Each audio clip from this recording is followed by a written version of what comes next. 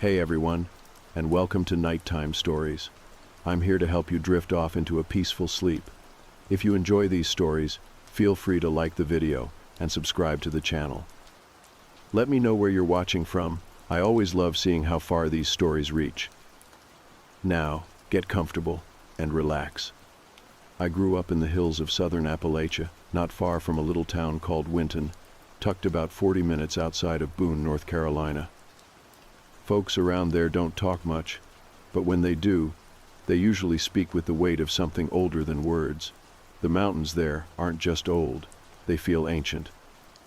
Not like history book ancient, something deeper, something that remembers you.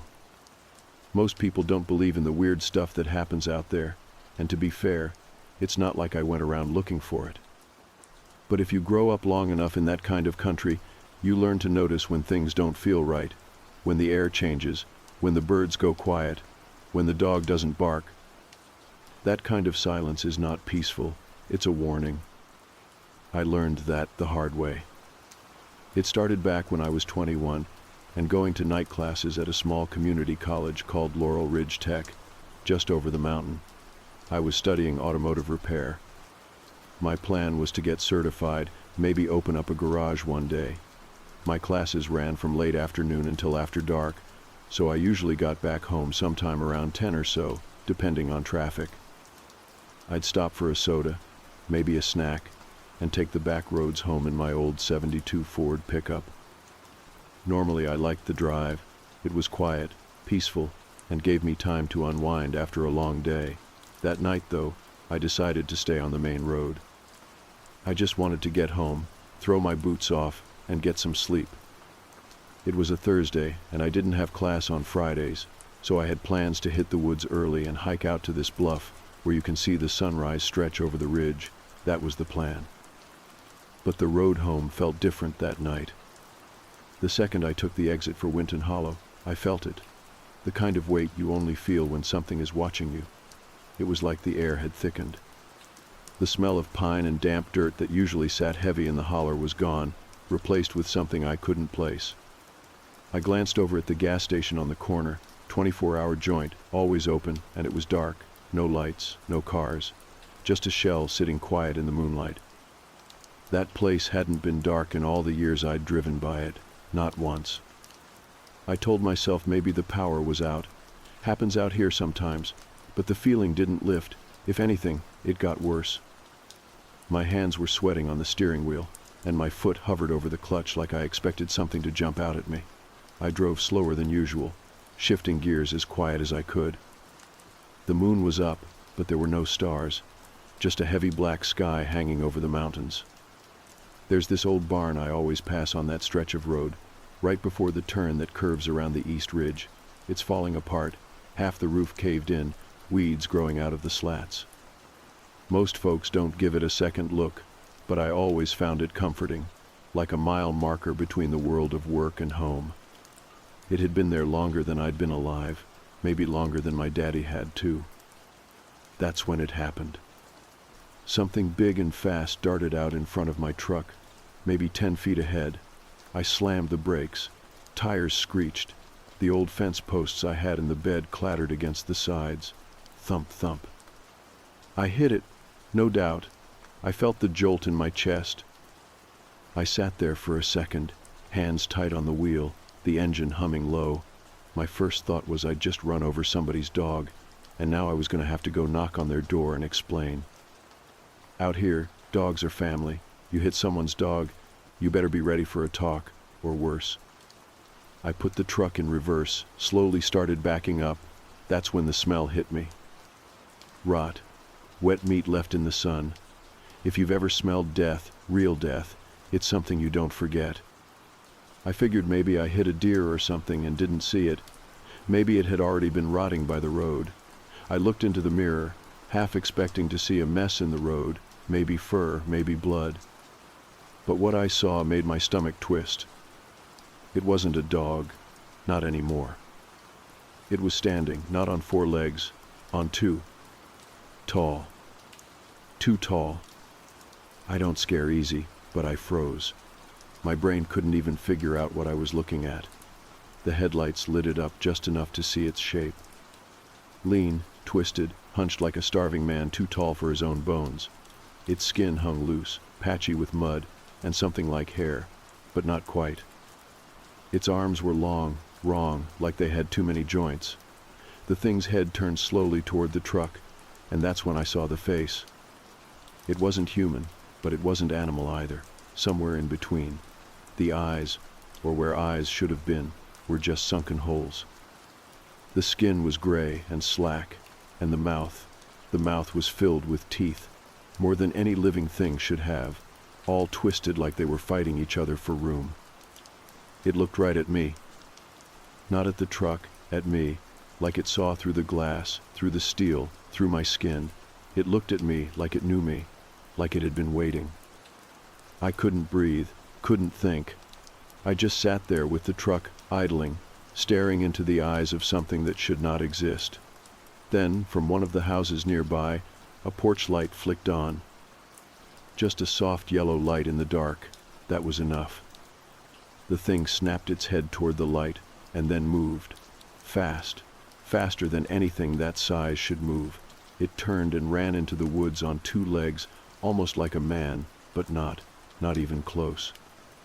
I slammed my truck into first and tore out of there. Gravel spit up behind me as I shifted and sped toward home. My knuckles were white on the wheel. I didn't stop for anything. Not until I pulled into my folks' driveway and shut off the engine. They were asleep, both of them. The house was quiet. I didn't wake them. What could I even say? I went down to the basement, locked the doors, loaded every gun I owned, and waited. The air was too still. The house didn't creak like it usually did. Even the dogs were silent.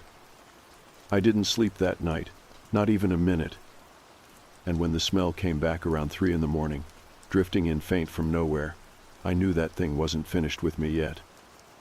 I stayed awake until the sun came up, not because I wanted to, but because I physically couldn't make myself lie down. Every sound outside the house made my heart skip. Every creak, every gust of wind brushing against the windows, even the way the old heater kicked on, it all felt wrong, like something was off kilter. My fingers were still wrapped around the stock of my 12-gauge, and I was sitting in the corner of the basement, facing the glass doors that looked out into the woods. I never took my eyes off that tree line. When the morning light finally pushed its way through the glass, it felt like coming up for air after being underwater for too long. But the feeling didn't completely go away. It was like the house had soaked it up, whatever that thing brought with it, and now the walls remembered. The woods behind our house sat still and quiet, just the way they always had, but I couldn't shake the thought that something had been standing out there watching me all night. That day, I didn't go hiking. I didn't even go outside. My folks asked me what was wrong, said I looked like hell, and I just shrugged it off. Told them I didn't sleep well and that I was feeling under the weather. My mom made me some tea and told me to rest, but the truth was I was afraid to close my eyes. I didn't know what would happen if I did. What if I saw it again? Or worse, what if I didn't wake up at all? I kept my mouth shut, not because I didn't trust them, but because I didn't even believe what I saw myself. The mind plays tricks. That's what I told myself. Maybe it was stress. Maybe I was just tired. But no matter how hard I tried to convince myself, I couldn't forget the look of that thing's face. Not a dream, not some shadow. I hit it with my truck. I heard the sound, felt it. Then it stood up like it was never hurt. I made it through that weekend without any more incidents, but I couldn't stop checking the back doors at night. Couldn't stop loading and reloading my shotgun. Sunday came and went, and by Monday, I was back at class pretending to be normal, pretending nothing happened. The nights got easier after a while. The silence started to feel like silence again. But I never really let my guard down. Years passed. I graduated, started working at a shop in town, moved into a small rental not far from my folks. Time dulled the fear, but it never erased the memory. It was always in the back of my mind like a splinter under the skin. Life went on, but that night stayed with me. It wasn't until I met Kara that I talked about it again. She was from a family not far from the next ridge over, in a holler called Wolf's End. Her people had been there longer than mine, and I'm not just talking 2 or 3 generations. I mean her folks were rooted in those mountains like the trees themselves. Granny women, medicine keepers, folk healers, that kind of family, the kind that didn't laugh off stories like mine. I met her at the hardware store where I'd been helping her uncle fix up his old farm truck. Kara had this calm about her, like she didn't scare easy. After a few months of seeing each other, I told her what I'd seen. I was expecting her to laugh or tell me I'd dreamed it, but she didn't. She just listened. Her face didn't even change. When I finished, she waited a beat, then said something I'll never forget. "They know when you notice them. That's how it starts." I asked her what she meant, and she told me that not every creature in these hills is made of fur and flesh. Some of them are older than names, older than the bones in the ground. They're not ghosts, and they're not animals. They're something else, something that watches, that waits. And sometimes, when you see them, really see them, they don't forget you. After that talk, Kara took me out to her grandmother's place, old house at the bottom of a slope, surrounded by blackberry bushes and old rusted wind chimes. Her grandmother was blind, but had a presence like she could see everything. I told her the story too, half expecting her to wave me off like some dumb boy making up tales. But she didn't. "You let it in when you looked back," she said. I didn't know what to say to that. She just nodded to herself, reached into a drawer, and pulled out a small pouch filled with herbs and something that looked like black salt. Told me to keep it by my door. Said it wouldn't stop it, but it might confuse it, slow it down. Kara and I ended up getting married a few years later, moved into her family's old place on the ridge. Quiet property, big yard, tree line far enough away that I could pretend the woods weren't staring back at me. We kept dogs, big ones, the kind that bark before you even know something's wrong. Life was good, peaceful even. But the memory was always there, just under the surface. I thought maybe the years had been enough to leave it behind, that whatever followed me had lost interest, that I was safe now. Then came the night we had to quarantine our dog. We'd gotten this huge mountain dog, a mix of Great Pyrenees and who knows what else. Friendly as could be, but strong. Smart, too. He got into a scrap with a sick raccoon one day, so we had to keep him penned up until we could get the vet out. We put him in the old dog run up behind the house, on the edge of the woods. It was secure, had held in generations of hunting dogs before him. I didn't think twice about it. That was a mistake. The last night of quarantine, Kara and I walked out to check on him after dark. The trail was quiet, except for the crunch of leaves under our boots and the occasional hoot of an owl. Our dog was sitting there waiting for us, tail thumping the ground, happy as ever. We hooked him up to the leash, started walking back. But halfway down the trail, I felt it. That old feeling, like the air was too thick, like something had pressed pause on the world, and then I caught the scent, that same rotten, stomach-turning stench. I hadn't smelled it in years, but the second it hit my nose, every hair on my body stood up. Kara must have noticed my expression because she stopped walking. She didn't ask what was wrong. She just tightened her grip on the leash. And then we heard it. Barking. Coming from behind us. The exact bark of the dog we had with us on the leash. The sound of barking froze us in place. Not the low, suspicious bark of a dog on alert, but the full, tail-wagging bark of excitement. Only it was wrong. Not because of the sound itself, but because the dog making that sound was standing right beside us, stiff and growling low in his throat. Kara gripped the leash harder. I reached for the flashlight clipped to my belt and turned it toward the direction of the sound, but the light only lit up trees and undergrowth, nothing else. The woods looked empty still, but the barking didn't stop. It echoed through the trees, like it was moving, circling. It was coming from ahead of us now, then to the left, then behind. Our dog stopped growling and started backing up slowly.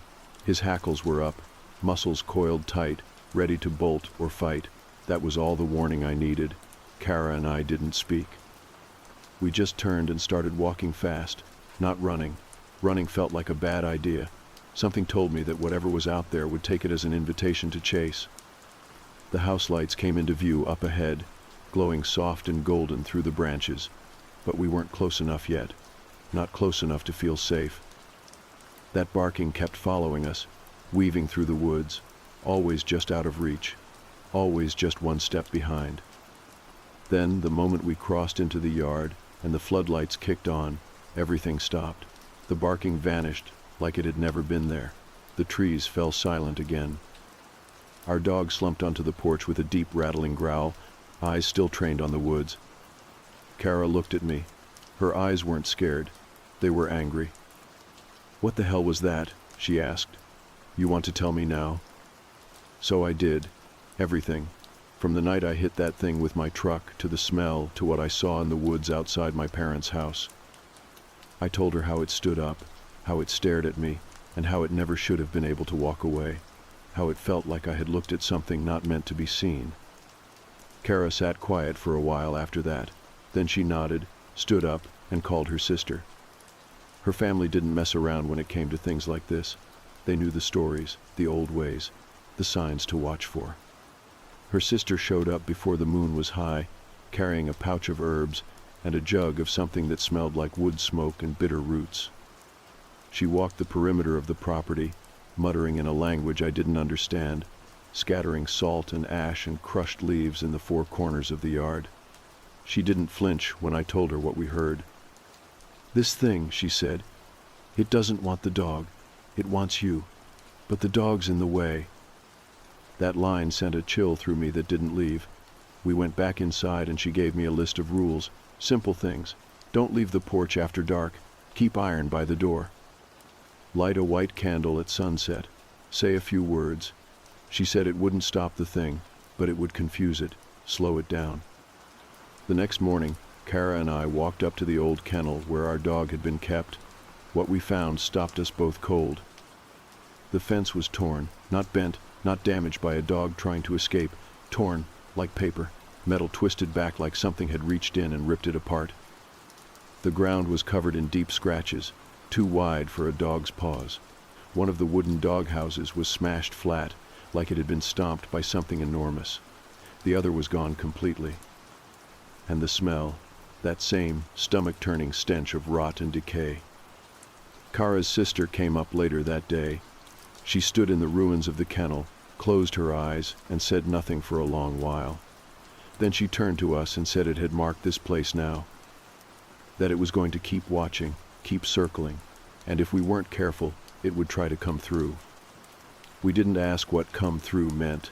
We didn't want to know. We started taking precautions. Every night, we did what her sister told us. Salt, candles, iron. We walked the perimeter. We spoke the words. I cleaned my shotgun daily. Loaded it fresh every night.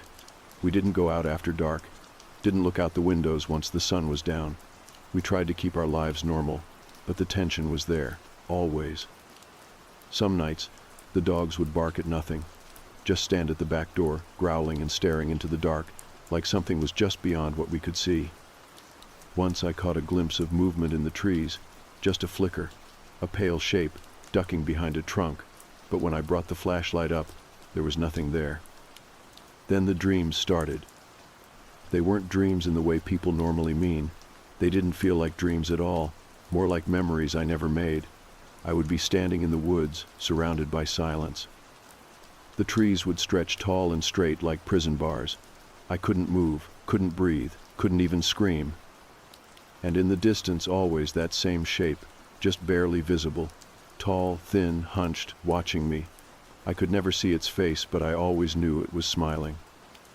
One morning, I woke up with mud on my boots. That was when I knew we couldn't stay. Kara agreed. We started looking for a way out, somewhere far, somewhere new. A place untouched by whatever curse lived in those mountains. She got an offer to transfer with her job, a post in Delaware. Neither of us had been, but at that point it didn't matter. I would have moved to the desert if it meant putting space between us and that thing. We packed up, said our goodbyes, and moved east. Delaware was flat, quiet. The woods didn't feel the same. The land didn't feel alive. and for a while, that was exactly what we needed. We found a house in a small, slow-moving community. Friendly neighbors, big yard, fewer shadows. The dogs adjusted, we adjusted. I let my guard down just a little. Until the fire. It was just a backyard fire pit. One cool autumn night, I built a little fire and sat out there with the dogs while Kara cleaned up inside. It felt normal again. For the first time in years, I wasn't looking over my shoulder. But then the bulldog bolted toward the woods. I chased him, caught him, slung him over my shoulder. And then I heard it. Not his bark. His bark, but not from him. Coming from the woods. I froze the second I heard it. That bark did not come from the dog on my shoulders. His throat was closed, growling low like a distant engine, deep and steady. But the bark that sound echoed out from the dark behind the trees, a near-perfect imitation. The cadence was right, the pitch was close, but it was hollow, soulless. Like something trying to mimic a voice it had only heard once. My legs moved before my mind caught up. I sprinted for the back door, stumbling through the yard with the dog still squirming across my shoulders. Behind me, I heard the snap of branches, not close, but not far enough away either. The kind of distance that makes your spine itch. The other two dogs met me at the porch, whining and barking, their ears pinned back and tails low. The moment I opened the door, all three rushed inside ahead of me. I slammed it shut and twisted the lock without thinking. My breath came in shallow pulls, my chest tight. That smell hit next, rot and damp earth and something deeper, like a wound left open too long. I dropped to my knees and pressed my forehead against the floor. I needed to breathe, to ground myself. I stayed there for maybe a minute, long enough to hear the scratching. It was faint, so light it could have been wind or a tree brushing the siding. But then it repeated, deliberate and rhythmic, moving along the wall like it was searching. I didn't move. I waited until it stopped. When I finally stood and looked out the window, all I could see were bushes swaying and a few small trees at the forest edge still trembling like something had just passed through. Kara found me standing there. She didn't ask questions. She could tell by the look in my eyes that it was back. I didn't need to say a word. That night, we sat together on the couch with the lights off, the shotgun across my lap. None of the dogs slept. They stayed pressed against the door, quiet but alert, like they were waiting for the thing to return. It didn't come again that night. Not that we saw. The next morning, I called Kara's sister, told her everything. She was quiet for a long time. Then she told me that whatever I had seen back in North Carolina was not just something tied to a place. It was tied to me, that sometimes things can latch on like that, old things, ancient things. You don't invite them, you don't summon them, they just decide to follow. She asked me if I had seen its face again. I told her no, not since that first night. She said that was good, that once you've seen its face more than once, it starts to remember yours too. Those words sat with me for the rest of the day. We started reinforcing the house again, salt at the windows, iron above the doors. I dug a shallow trench around the backyard and poured a ring of salt all the way around. Kara didn't ask questions. She just helped. She was calmer than I expected, but I think that's only because she grew up in a house where things like this were not laughed at. They were taken seriously. 3 nights passed, peaceful, almost normal. We let the dogs out during the day. They roamed the yard, barked at birds, napped in the sun. I started sleeping again, if only for a few hours at a time. I told myself maybe it was over. Maybe the fire, the noise, the chase, maybe it had gotten bored and moved on. Then the coyotes came. Not real ones, not exactly. The howls started just after midnight, short and sharp at first, echoing from the woods beyond our fence, but they didn't sound right. Too high, too close together. Like someone using a recording they didn't fully understand. The dogs stayed silent, their ears perked, bodies still. I sat by the window and waited. At 2:37 in the morning, I saw movement. Not in the woods. In the yard. Just at the edge of the floodlights, a tall, thin figure moved through the bushes. Too fast for a man, too smooth for an animal. It didn't trigger the motion lights, it just glided. Almost like it wasn't touching the ground at all. I watched it from behind the curtain, not daring to breathe. The shotgun lay across my lap again. My palms were sweating. My heartbeat was loud enough, I thought it might give me away. The figure paused near the fire pit. And then it crouched. It didn't make a sound, but the air shifted, like something massive was exhaling right through the ground. And then it looked up at the house. Not toward the light, toward me. It knew I was watching. I shut the curtain and backed away slowly. The dogs started barking then, loud, deep, relentless. I could hear them clawing at the door, their nails scraping against the wood. I didn't go to them. I didn't move at all. I just stood there in the hallway with the curtain pressed flat and my back against the wall, waiting for the noise to stop. It didn't. Not until sunrise. When I opened the door, the yard was empty. The salt ring had been broken, not stepped over, but shattered in wide gaps like someone had kicked through it. The bushes near the fire pit were flattened. One of the logs had been burned to ash, even though I hadn't lit a fire in 2 days. We cleaned up, reinforced everything again, doubled the salt, tied iron nails with twine, and hung them at every entrance. But the air had changed. The house didn't feel safe anymore, not fully. Kara suggested we speak to someone local, a pastor, a historian, anyone who might know something about the land. But Delaware wasn't Appalachia. People here didn't believe in these things the way folks back home did. They smiled politely, nodded at your stories, and then turned the conversation back to football or gas prices. So we stopped talking about it, to anyone but each other. I started having the dreams again. Only now, the figure was closer. Each night, it stood just a few feet away. And each night, I could almost see its face. Almost. The dreams stopped being dreams on a Tuesday night. It had rained earlier that day, not a heavy storm, just one of those steady, cold drizzles that settles into your bones, the kind that makes the whole world quiet. Damp leaves clung to the edge of the windows, and the woods out back looked darker than usual, like the trees had sunk a little deeper into the ground. I remember sitting by the window with a cup of coffee that had long gone cold, watching the sky turn from gray to nearly black, and feeling a kind of pressure in my chest I couldn't explain. Kara was asleep on the couch. The dogs, all 3 of them, were huddled around her. They didn't act scared anymore, not exactly, but they hadn't been themselves in days. They stayed close, never wandered off, and refused to go into the backyard unless I was with them. I stood by the window for what felt like an hour, watching the tree line. I wasn't looking for anything, but I also wasn't not looking. It's hard to explain. You just get to a point where you're so used to the possibility of something being out there that you stop hoping it's not. Around midnight, the motion light flicked on. I didn't move, I just watched. There was nothing in the yard, not at first. The trees shifted, the air buzzed with that quiet static again, and I could feel my pulse rise even before anything stepped into the light. And then, like it always had, it showed itself. But it was different this time. It didn't hover on the edge of the woods. It didn't pace or crouch or circle the house. It walked straight into the yard, upright, tall, taller than before. Its arms hung low and uneven.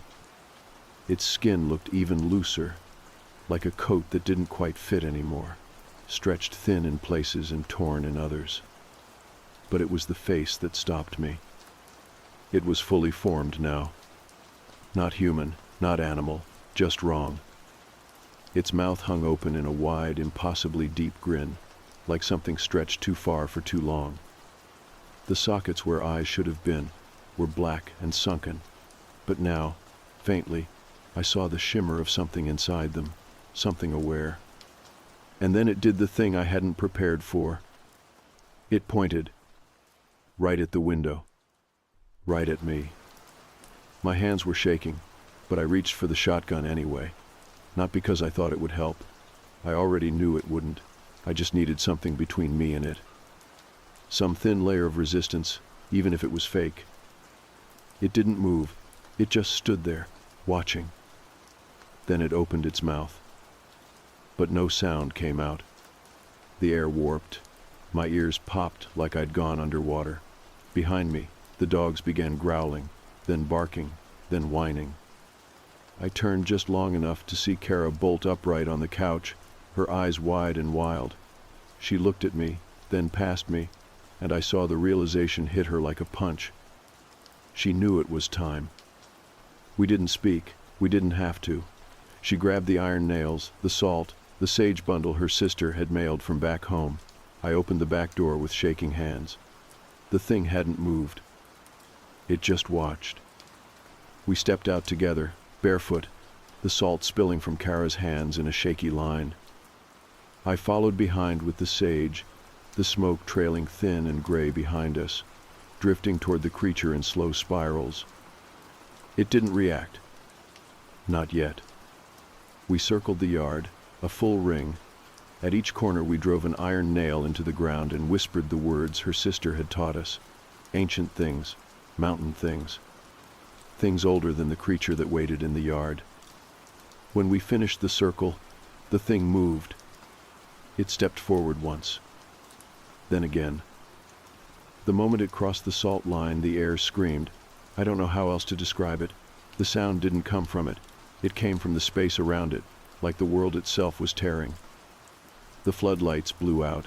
The fire pit from earlier burst into sudden flames without a spark.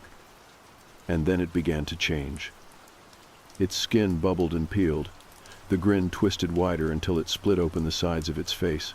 It dropped to its knees, clawing at the ground like it was trying to dig its way out of the world. Kara was chanting louder now, her voice shaking but firm. I raised the shotgun, not to shoot, but to hold, to anchor myself in the chaos, and took one step closer to the edge of the salt. The creature looked up at me one last time. It didn't grin. It didn't snarl. It looked tired. Then it collapsed. The fire died out instantly. The night went silent. And that stench, that heavy, clinging smell of rot, faded like smoke in the wind. We buried the remains, what little was left, deep behind the house under a tangle of thorns and vines. Kara finished the chant, added more salt, drove the last nail into the dirt, and walked away without saying a word. It's been 6 months now. No more barking at night, no more shadows in the yard. The dogs are back to normal, sleeping by the fireplace and playing in the grass. Kara started a garden. I built a fence. Life returned. But sometimes, when the wind blows just right, I still smell something faint and sour. And when I close my eyes, I see those empty sockets staring back. I think it's gone. I really do. But I also think it left a part of itself behind, or maybe it took something from me. Either way, I've made peace with it. I don't go into the woods after dark anymore. And I don't look too long at anything that stands too still. Some things are older than time. And some of them remember. Even when we try to forget. I had not taken a proper break in nearly 4 years. A real one, not just a weekend drive to Jackson or a quiet cabin rental outside of Boise. My work with the state police had been non-stop since I was stationed in Twin Falls back in 2020. It was a busy place, but I liked it. Still, when my supervisor finally approved a 2-week stretch of vacation time, I did not think twice. The summer had been long, and I wanted to unplug somewhere quiet. I had already spent time exploring craters of the moon and most of the Sawtooth Range, so I wanted to go somewhere I hadn't been in years. Yellowstone had always been on my mind since I visited once as a kid, maybe when I was 9 or 10. I remembered the geysers and the bison, but not much else. That made it the perfect spot to rediscover. I booked campsites inside the park itself and grabbed a few backup spots in the surrounding Caribou-Targhee National Forest, just in case something went wrong. Hotels were far too expensive for a solo trip, and honestly, I preferred a tent. I packed up my gear, stocked my truck with food and essentials, and made sure my dog Ranger had enough of his food and toys to stay comfortable. Ranger was a 4-year-old Alaskan Malamute, with more personality than most people I knew. Loud, stubborn, loyal, and entirely too smart for his own good. The drive from Twin Falls took most of the day. Around 6 hours later, we arrived at our first stop, a campground near Hebgen Lake. I had a reservation, but when I got to the site, someone was already parked there. A big RV with all the windows open, and a family roasting marshmallows in my fire ring. I tracked down the camp hosts, a retired couple who looked beyond stressed. They apologized, explaining that the reservation system had glitched and double-booked a few sites. Mine was one of them. All the other campsites at that location were taken, but they offered me a refund and a voucher for a place called Pine Hollow Campground, just a short drive away. They assured me it would have plenty of space. I figured it was better than spending the night in a hotel for hundreds of dollars, so I thanked them and drove off with the voucher. Pine Hollow Campground wasn't on any list I had found while researching for this trip, which was strange. You'd think something so close to Yellowstone would be well known. The dirt road leading in was long and narrow, shaded by thick pines that looked like they had been standing for a century. As I approached the main loop, I saw a permanent-looking RV in the center of the campground. A wooden sign on a post nearby read, "Welcome to Pine Hollow, knock to check in." I leashed up Ranger and walked to the RV. After a moment, a small, weathered woman opened the door. Her hair was nearly silver, her eyes dark and sharp despite her years, and her face held that ageless expression you see in folks who have lived through everything. She greeted me with a tired but kind smile. Her voice had a musical rhythm, and I noticed right away she spoke with an accent I couldn't place, maybe a local tribal dialect.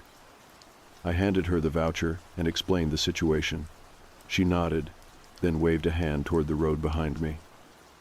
"Choose whichever spot you like, then come back and sign in." I did just that. I found a site near the edge of the campground, tucked back far enough to give me privacy but close enough to the bathrooms and dumpsters to be practical. It had a fire ring, a bear box, a worn picnic table, and soft earth to pitch the tent. The best part was the view behind the site, nothing but forest. No road, no lights, no sign of civilization, just miles of wilderness. Ranger sniffed every tree like he was checking them for ghosts, then finally laid down with a sigh while I set up our home for the night. I walked back to the RV and filled out a logbook with my name, license plate, and campsite number. The woman handed me a pamphlet with trail maps, another with bear safety tips, and a third sheet, a handwritten list of rules. I read it. It felt strange. No fires after sunset, no lights outside the tent, no speaking about what you hear or see at night. If you hear something behind you, don't turn around, don't leave the trail. Don't let your pet outside after dark. If you do leave your tent, do it quickly and without a flashlight. Lock everything. That last one made me pause. I had never heard of locking a tent. The woman noticed my hesitation. "They're not just suggestions," she said, her voice suddenly firmer. "They're what's kept this place safe." Her eyes locked onto mine, and for a second, I felt like I was back in uniform, getting barked at by a drill sergeant. I nodded, folded the rules, and slid them into my back pocket. She handed me a cheap padlock with a small key attached by a plastic tie. $5, she said. I handed her a bill and walked back to my site, trying to shake the weird energy. It was probably just some over-the-top way of keeping campers cautious about wildlife. Nothing more than that. I got my fire going and heated up a can of stew while Ranger patrolled the perimeter like a soldier on guard. He was quiet, alert. He did not even whine for food like he usually did when I ate outside the tent. As the sky dimmed, I put out the fire, gathered all my food into the bear box, and double-checked the tent. I left Ranger's leash inside and made sure his paws were clean before letting him inside with me. I zipped the tent flap closed and looped the padlock through the zipper holes. Inside, I turned on my lantern and settled into the sleeping bag with a worn-out paperback. Ranger curled up at my feet. He didn't sleep, though. He just laid there, ears twitching, staring toward the front of the tent. When I finally dozed off, it was to the sound of wind pushing through tall pine trees and the faint feeling that the forest was somehow waiting. I woke up sometime after midnight. Ranger let out a low growl, the kind that vibrated deep in his chest.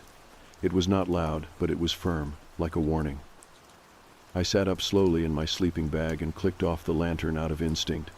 My hand moved without thinking, reaching for the Glock tucked just beside the tent wall. I did not unholster it, just held it close.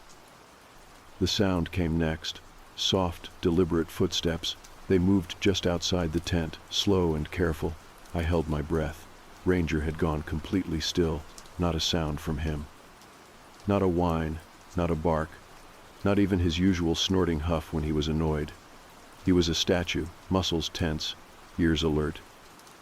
I strained to hear more. The footsteps paused. Then the zipper on the tent flap started to move. I froze. The tent was locked. I had slid the padlock through the zipper loops like the woman had told me.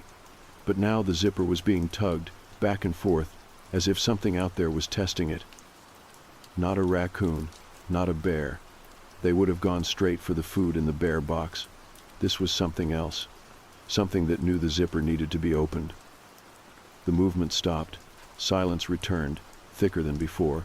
Even the crickets had gone quiet. That was the moment my instincts really kicked in. Silence in the forest is never a good sign. Then came a sound I will never forget. A low, guttural exhale, right at the wall of the tent. Warm, moist breath brushed against the nylon. I could hear the faint sound of something breathing through its nose, sniffing.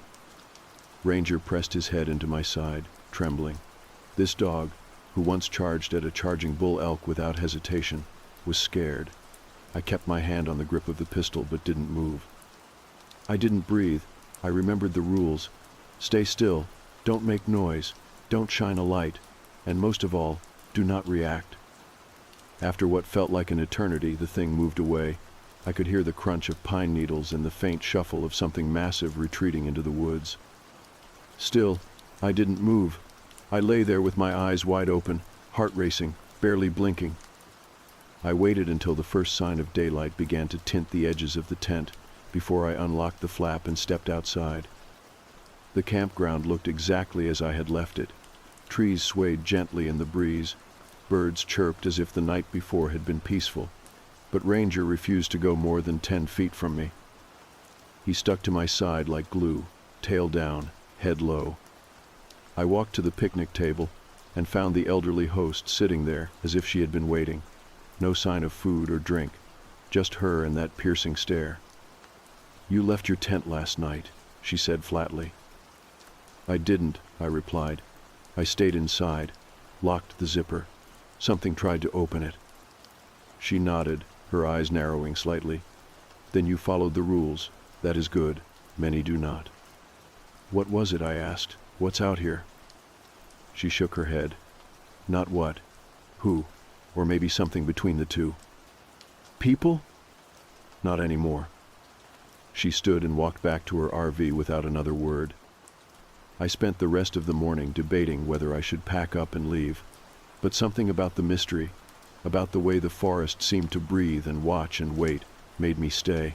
Maybe it was pride. Maybe curiosity. Maybe something else. That afternoon I took Ranger on a long hike. The trails were stunning. Vibrant wildflowers lined the meadows, and the rivers cut through valleys like silver veins. I tried to forget the night. I tried to pretend it had just been some kind of vivid dream, a trick of isolation and exhaustion. By the time we got back to the campsite, it was close to dusk. I followed the rules to the letter this time. I started no fire. I packed all food into the bear box. I made sure Ranger was inside the tent long before sunset. I even skipped brushing my teeth because the bathroom was too far to risk it. The moment the sun dipped behind the ridge, the forest changed again. The howling started. It was not wolves. I had heard wolves before. This was deeper, throatier, sometimes high-pitched like a woman screaming, sometimes low and drawn out like a dying animal. It echoed from different places around the campground. Sometimes it sounded close, sometimes far. Ranger lay on my legs, unmoving. his eyes fixed on the tent flap. I held the Glock in my lap, safety off, my finger resting on the frame just like I had been taught. The howling continued for nearly an hour, then stopped abruptly. The silence returned. That was worse. I kept thinking about the rules. If they were just some camp tradition, why did they feel so necessary? Why had the host reacted so strongly? Why had something tried to open my tent? Eventually, despite everything, sleep came, fitful and light. I dreamed of shadows that walked like men but breathed like animals. I dreamed of fireflies with teeth and trees that whispered in voices I almost recognized. When I woke up, it was to sunlight filtering through the tent walls. Ranger was already sitting up, alert. I followed his gaze and found nothing unusual. But the silence still lingered, heavier than it should have been. We stepped out of the tent and began our morning routine. Coffee on the jet boil, kibble for Ranger. The sounds of birds slowly returned, as if the forest had just remembered it was morning. I looked over at the RV in the center of the campground. The host was sitting in her usual chair, unmoving. I gave a polite wave. She didn't wave back. She just stared. I sat at the picnic table with my coffee, staring out at the dense woods behind my tent, and thought about the previous night, about the zipper, the breath, the howling. And for the first time, I considered the possibility that I was being watched, not just by animals, but by something else entirely. That morning I took my time packing up breakfast and cleaning up camp. I still hadn't decided if I was going to stay another night. Everything inside me was telling me to go. But something quieter, something more curious, kept pulling at me to stay. Maybe I wanted to prove to myself that I wasn't afraid, or maybe I was already in too deep. Either way, I kept the tent up and the food packed tight in the bear box. I figured some time out on the trail would help clear my head. Ranger was itching to move too. I leashed him up, slung my day pack over my shoulder, and we set out for a longer hike. There was a loop trail about 7 miles from the camp that circled a high mountain lake. I had marked it on my map when planning the trip. It was supposed to be scenic, remote, and quiet. Perfect. We drove to the trailhead, parked, and hit the path. The first few miles were a steady climb through dense woods. Then the trees opened up to reveal a meadow with tall grass and wildflowers stretching all the way to the lake. The lake itself was crystal clear, ringed with jagged peaks and boulders the size of small cars. It was one of those rare places that actually looked better in real life than it did in the pictures. I sat on a boulder and let Ranger splash in the shallows while I pulled out a granola bar and drank some water.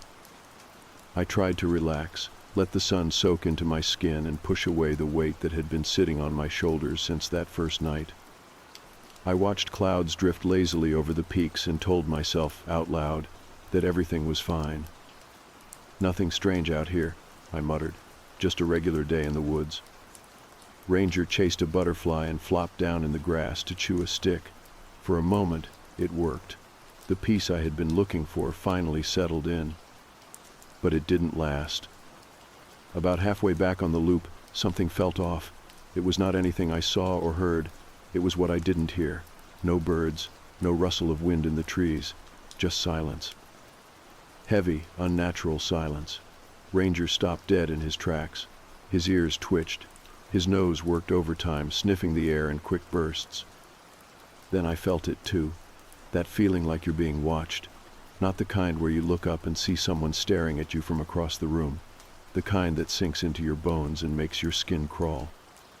I scanned the woods but saw nothing. No movement, no shapes between the trees. I picked up the pace. Ranger stayed close to my side now, tense and alert.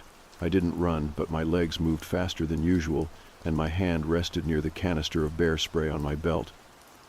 The rest of the hike back to the truck was a blur. I barely remembered the trail. Just trees rushing past and the unshakable feeling of something just out of sight. By the time we reached the truck, I was soaked in sweat and breathing hard. Ranger jumped into the back seat without hesitation. I locked the doors the moment I was inside and sat there with the engine off for a while, staring through the windshield at the empty woods beyond the parking lot. Nothing moved, But that didn't mean nothing was there. Back at camp, I went through the motions of dinner, but I wasn't really hungry. I gave Ranger a full bowl of food and added some jerky to it as a treat.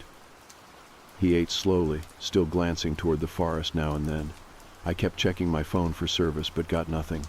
I thought about driving out to the nearest town, maybe just grabbing a hotel and resetting. But then I saw the RV again. The host's window was open.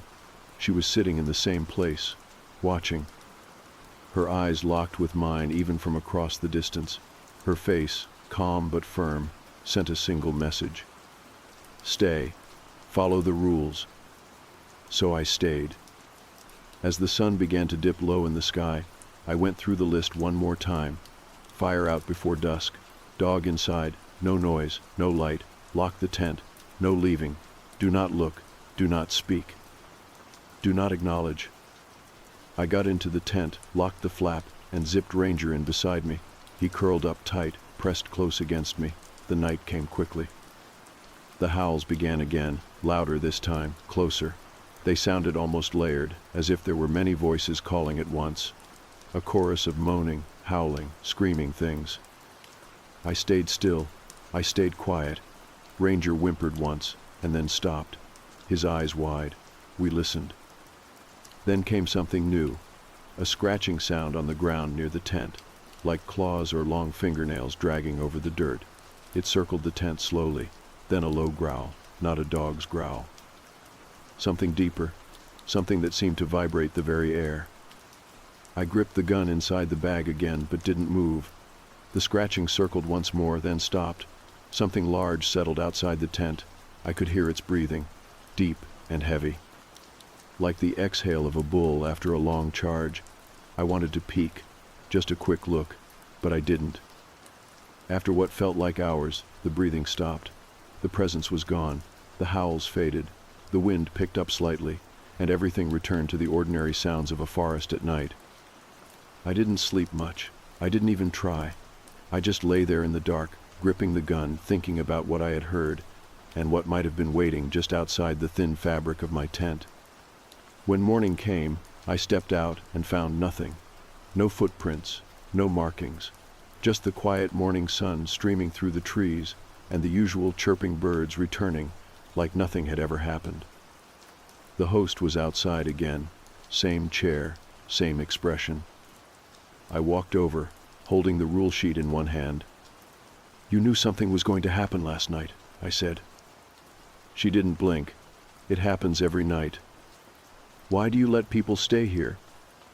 "They choose to, and those who follow the rules are usually fine." "Usually?" She shrugged. "Most." I stood there for a long second. "I'm leaving tomorrow." She smiled. "You should." And with that, she turned and went inside. The door clicked shut behind her. Ranger and I returned to the site, and I began to pack what I could. I would stay one more night, just to make it an even 3, and then I would be gone. I told myself that. I needed to believe that. But deep down, I was already wondering if I could really leave this place behind. I spent most of that morning pacing around the campsite, unsure of what to do with myself. Ranger stayed close, clearly picking up on my nervous energy. The forest, which had once felt like a sanctuary, now pressed in like a threat. Every shadow between the trees seemed deeper, darker. Every rustle of leaves made my hand twitch toward my belt. I tried to convince myself that I had just let my imagination run wild. That the rules, the howls, the scratching, the thing breathing just outside the tent, maybe it was some kind of elaborate prank, some local folklore that people played into for fun. Maybe it was part of the experience, like a haunted house but in the woods. But then I remembered Tango's reaction. That was real. Dogs don't play into stories. Dogs don't pretend to be terrified. And whatever had been out there wasn't pretending either. I took down most of the gear, folded the tarp, secured the food, cleaned the cook area. I left the tent up only because I needed it for one more night, just one more. I kept repeating that to myself. After lunch, I decided I needed some space, some time away from the campground. I loaded Ranger into the truck and we took a long drive. We stopped at a scenic overlook and hiked for a couple of hours, mostly in silence. The mountains were breathtaking, the air crisp and sweet with pine. I tried to breathe it in and let it soothe whatever was sitting inside my chest like a weight, but it didn't quite work. By late afternoon we made it back. I noticed the RV belonging to the older couple next to me was gone. Their space looked abandoned in a hurry, chairs knocked over, the fire pit still warm. Trash still in the bin. That didn't sit right with me. The guys in the next side over, the ones with the loud music and the bongs, were still there, but quieter now. One of them gave me a nod when I walked past. The other didn't look up. Something had shifted, like even the ones who didn't believe were starting to feel it too. I stopped by the host's RV again, knocked. This time it took a while, but she answered. She looked more tired than usual, like she hadn't slept either. "I'm leaving in the morning," I told her. She nodded slowly. "Good. I have one more question." She waited. "Have people died here?" She stared at me for a long second, then said, "Yes." "Why doesn't anyone do anything? Why let this place stay open?" She gave a small shrug, like the answer was too large to fit into words. Some things are older than rules, older than laws, older than this land even. You can't change them. You can only respect them. I wanted to ask more, but her face said the conversation was over. I thanked her and turned to leave. "Lock your tent tight tonight," she added before I got out of earshot. Back at camp, I made a small dinner. Ranger barely ate. He paced the edge of the site, nose low to the ground, growling softly at things I couldn't see. I didn't bother with beer that night. I wanted to be sharp. As the sun dipped below the tree line, I felt the pressure again, that weight in the air, like the woods were holding their breath. I made sure the fire was out before dusk. Ranger was zipped into the tent before it got too dark. I double-checked the lock, gun next to my sleeping bag, flashlight off. I laid down fully dressed, shoes and all, just in case.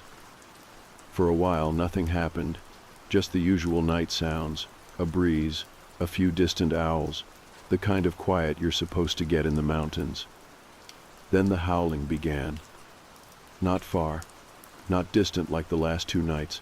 This time it came from inside the campground. It was louder, wilder. It wasn't one creature but several, dozens maybe, each howl layered over the next. Some were high-pitched and sharp, others were low and guttural. Together they made a sound that turned my blood to ice. Ranger started to shake. He buried his head under my arm, whining softly. The howling lasted longer this time. It moved. I could hear it pass between the campsites, like a pack moving with purpose. When it reached ours, the growling started again.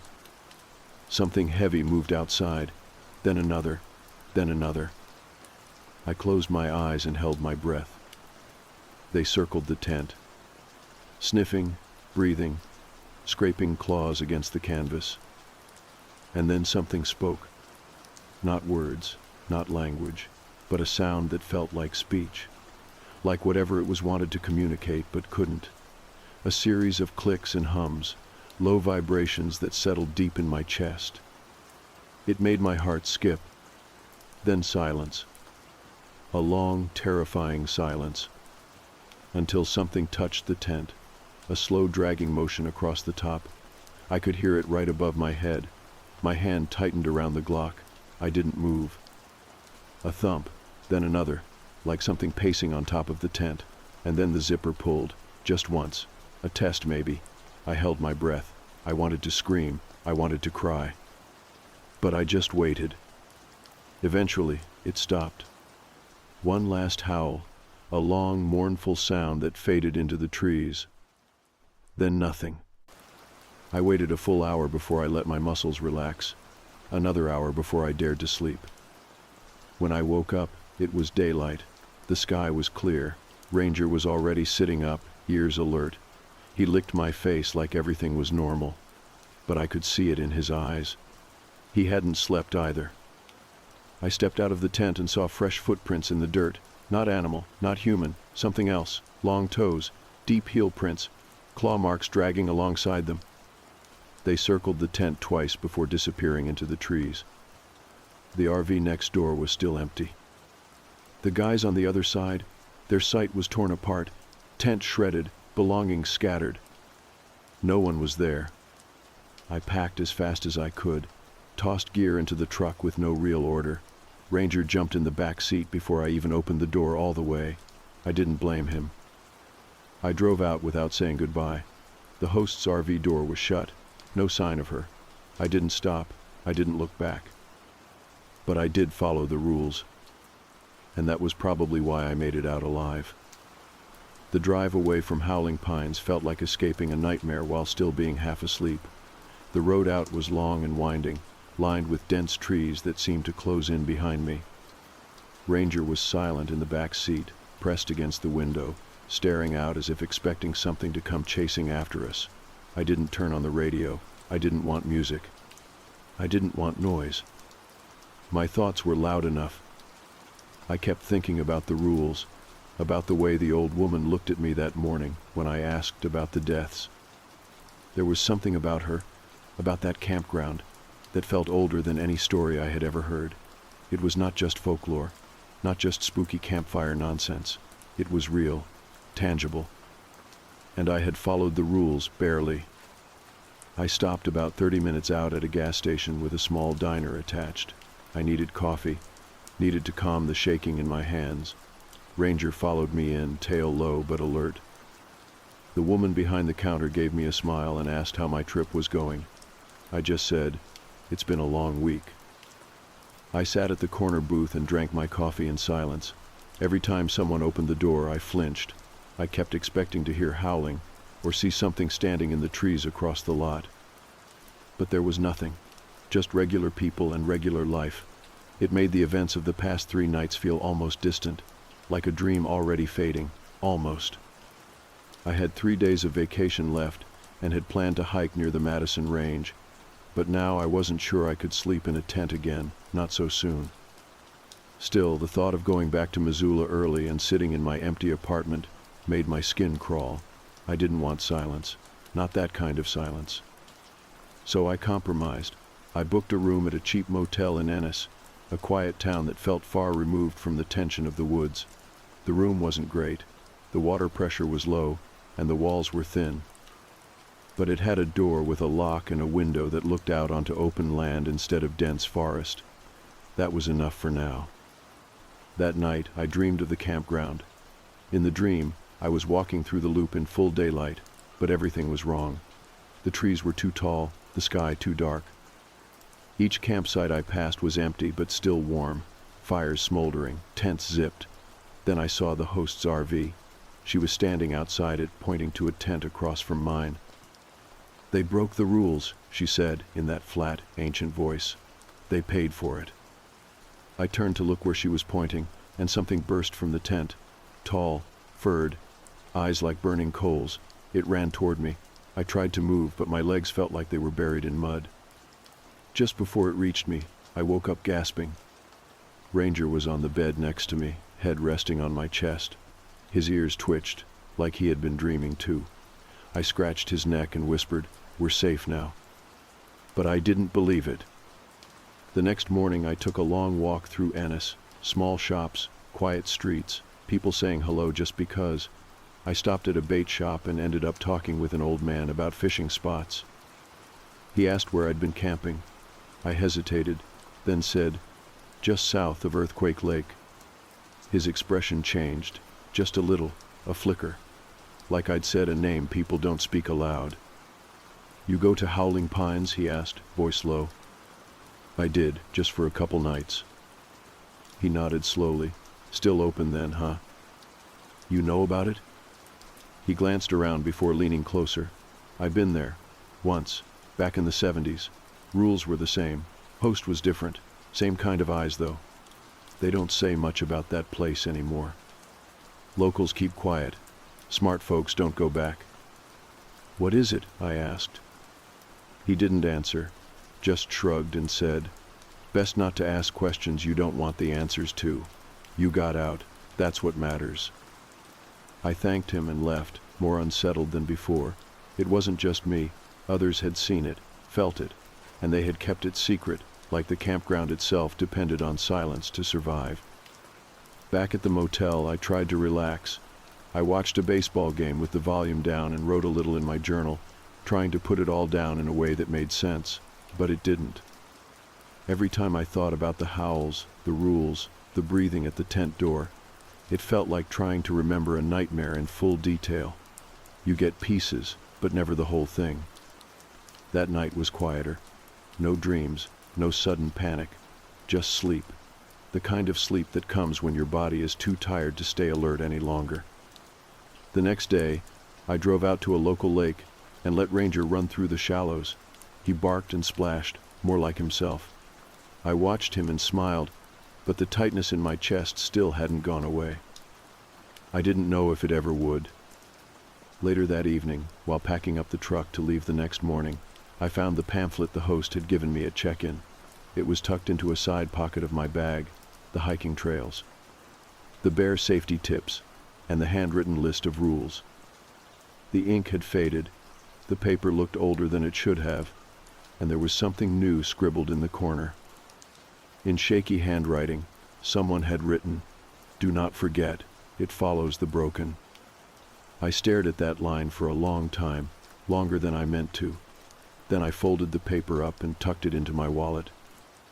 It was a warning, a reminder, and something told me it was meant for me. Even after leaving, I couldn't shake the feeling that I had been changed, that something had brushed up against me in those woods and left a mark, not a scar you could see, but something underneath. That night, I locked the motel room door tight, turned off every light, and kept Ranger on the bed beside me. And when the wind howled through the trees outside, I didn't sleep. Not yet. I left Ennis just after sunrise, the truck rolling slowly over the gravel of the motel lot. Ranger had his head out the window, his ears flapping in the cool morning breeze. There was a stillness to the landscape, as if the land itself had hit pause. I should have felt relief as we drove farther from Howling Pines, but that wasn't the case. That campground had put something inside me, a quiet unease that followed no matter how many miles passed beneath the tires. The road twisted and curved through gentle valleys, golden with tall grass and wildflowers swaying in the wind. Montana always looked peaceful on the surface, like it had nothing to hide, but I knew better now. There were shadows here, old ones, the kind of dark that lived under the surface and only came out when you weren't looking. I stopped for gas in a little town that didn't even have a name on the map. One of those spots with a single pump, a tiny general store, and a sagging bench out front. I filled the tank and went inside for a snack. The guy behind the counter was in his 60s, maybe older, wearing a faded flannel and a cap that looked as old as the store itself. "Where you headed?" he asked, nodding toward Ranger, who had pressed his nose against the glass. "Just wandering," I said, "coming from the woods." He narrowed his eyes. "You come from the south, near Earthquake Lake?" I hesitated. "Yeah." He leaned in, lowering his voice. "You stay at the Pines?" "I did," I said slowly, "for a few nights." He shook his head. "Damn place should have been shut down years ago." "You know about it too." "I know enough," he replied, tapping his fingers against the counter. "My cousin stayed there in the 80s, left after one night, didn't talk for a week, said he saw things, heard things, never went back into the forest again." "What do you think it is?" I asked, hoping for something rational. He looked out the window, scanning the tree line like he expected something to step out. "Some places ain't meant for us. The land remembers, holds on to things, pain, violence, secrets. Some places just get twisted." He handed me my change and said, "Whatever followed you, don't feed it, don't talk to it, and don't go back." That was the second warning I had gotten in 2 days. I left the store feeling colder than when I went in. I didn't have a plan anymore. The rest of my vacation was a blank slate. I thought about driving to Salt Lake to visit a friend, but I knew I wouldn't be good company. My nerves were shot. I needed somewhere quiet, somewhere safe, or at least safer. I ended up at a small cabin rental near the border of Idaho. It was more expensive than I wanted, but it had thick walls and a sturdy door, and that counted for a lot. The place had no internet and barely any cell service, just a bed, a wood stove, a kitchen, and a screened porch. That first night I sat out there with Ranger, watching the sun dip behind the trees, painting the sky in shades of fire and ash. I didn't hear any howling, but I still didn't sleep well. Every creak of the cabin made me jump. I kept seeing movement in the corners of my vision. Ranger paced more than usual, his ears twitching at sounds I couldn't hear. He would pause, stare out the window, then come curl up next to the bed with a huff. I knew he felt it too, whatever it was. The next morning, I took him for a long walk down a dirt trail behind the cabin. The woods were thinner here, the trees spaced apart enough to see the sky. Birds sang, insects buzzed. Nothing about the forest felt menacing, but every now and then we'd both stop and turn, as if someone had whispered just behind us. There was never anyone there. I spent the next day trying to forget. I cooked a big breakfast, let Ranger nap on the couch while I read some paperback thrillers from a bookshelf in the cabin. For a while, it worked. The world felt normal again. Just a guy and his dog out in the middle of nowhere, letting the world go quiet. But that night, the silence grew too thick. Around midnight, I heard a sound, soft, like something brushing the outside of the cabin wall. Ranger sat up immediately, ears pointed straight forward. I got out of bed slowly, grabbing the flashlight and the Glock from the nightstand. I turned off all the lights inside the cabin and moved to the window, careful not to make a sound. There was nothing there. But the sound came again, this time from the back wall.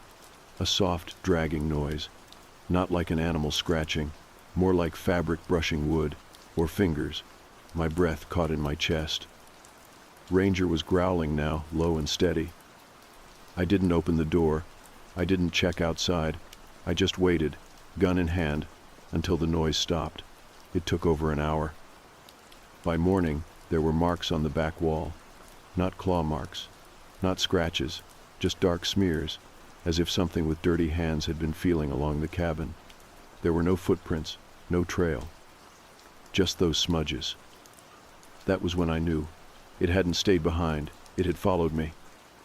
Not directly, not like something walking on two legs, but whatever was in that campground had attached itself to me, or maybe it had just taken an interest. I had broken the rules. I had drawn attention. I packed up the truck that afternoon. I didn't care about the refund.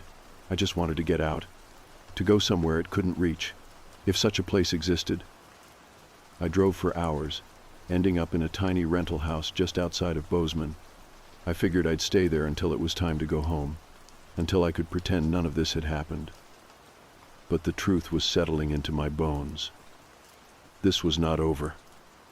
The little rental house near Bozeman was tucked between two low hills and backed up to a field of yellow grass that seemed to stretch endlessly. It had a short gravel driveway, a creaky wooden porch, and a single oak tree in the front yard that bent just slightly to one side, like it had grown tired of standing up straight. The owners were a retired couple who lived about a mile away. They left a key under a painted rock and a note that simply said, "Make yourself at home." For a few days, that's what I tried to do. I walked Ranger through the nearby field in the early mornings. Before the heat crept in, I cooked simple meals. I read the rest of the thriller novel I had started in the cabin and started another. I even sat outside one evening, sipping from a lukewarm beer and watching the clouds roll in over the horizon. But there was a tension underneath it all, like a frayed wire buzzing just beneath the floorboards. Each night I double-checked every window, every lock, every shadow. The back door had a small wooden bolt that barely held in the frame, so I pushed a heavy chair under the handle. I kept the Glock on the nightstand, within reach. I never let Ranger sleep near the door. By the fifth night, I knew I wasn't alone again. The first sign was the air. It changed. It was subtle at first, like the humidity dropped just slightly, or the wind stopped moving altogether. It was dry and still, too still. Ranger noticed it before I did. He sat stiffly in the hallway near the back door, ears up, nose twitching like he was catching a scent that didn't belong. I called him over, but he wouldn't move. Not until I walked up behind him and nudged him gently with my foot. Even then, he only moved a few steps, still looking back. I slept lightly that night, one arm outside the blanket, resting on my pistol grip. My body knew better now. It expected something, and it wasn't wrong. Sometime after midnight, I heard the creaking of the front porch. I sat up slowly, heart pounding. The house was silent otherwise.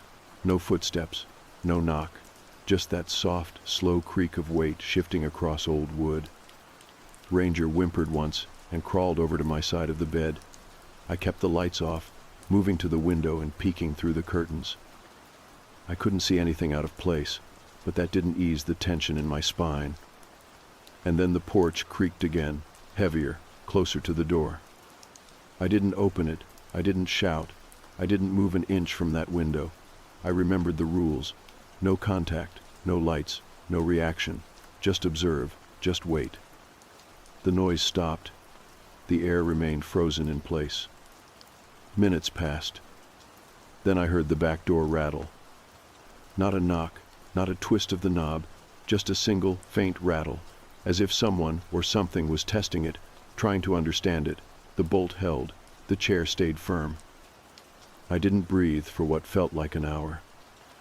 And then, once again, silence. Not even the bugs outside made a sound. It was like the world had gone into hiding. I sat back down on the edge of the bed and waited for sunrise, too afraid to sleep, too tense to sit still. By morning, nothing looked out of place. No tracks on the porch, no markings on the walls, nothing broken or opened, just an oppressive silence that made the hairs on my arms rise. I decided to drive into town and speak to someone. I didn't know who. Maybe a ranger, maybe a local. I needed confirmation that I wasn't losing it.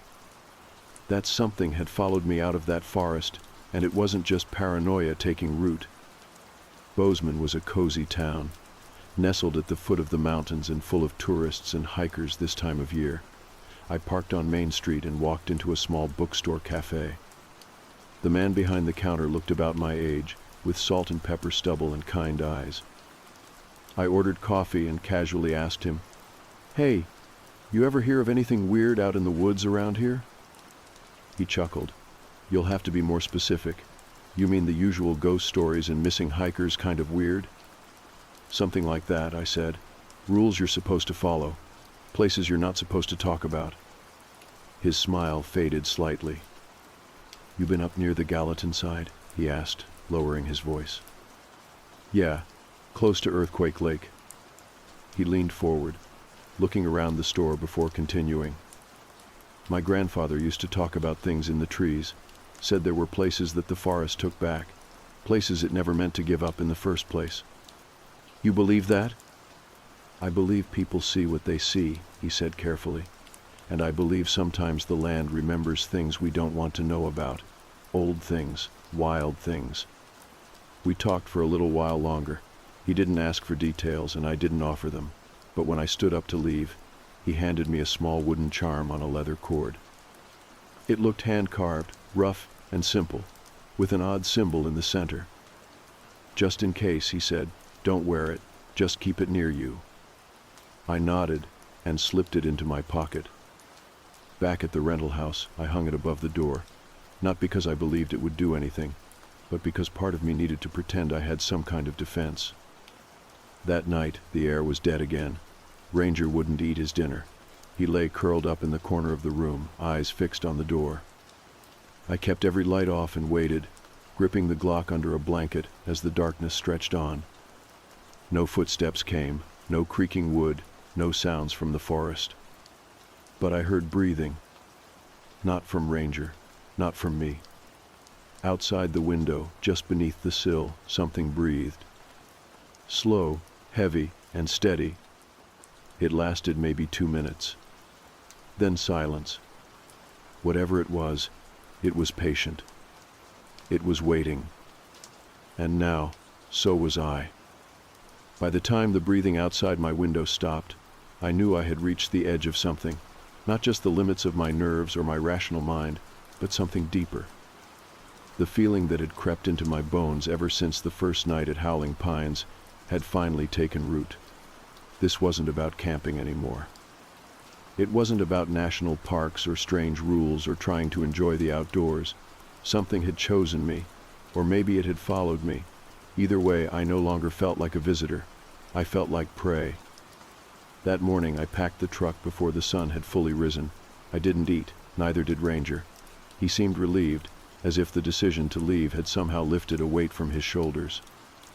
The little rental house looked completely normal in the daylight, almost charming, but I didn't bother to clean up or leave a note. I just locked the door behind me and tossed the key back under the painted rock where I found it. We hit the highway going west, passing valleys of tall grass and twisting pine-covered slopes. My plan was simple: get out of Montana entirely. I needed time and distance to clear my head. Maybe visit an old army buddy down in Nevada. Maybe just keep driving until I reached the ocean. Around noon, I stopped for gas in a tiny town with a single pump station and a diner. I grabbed a sandwich and gave Ranger some water. He ate for the first time in over a day, and that alone was enough to give me a sliver of peace.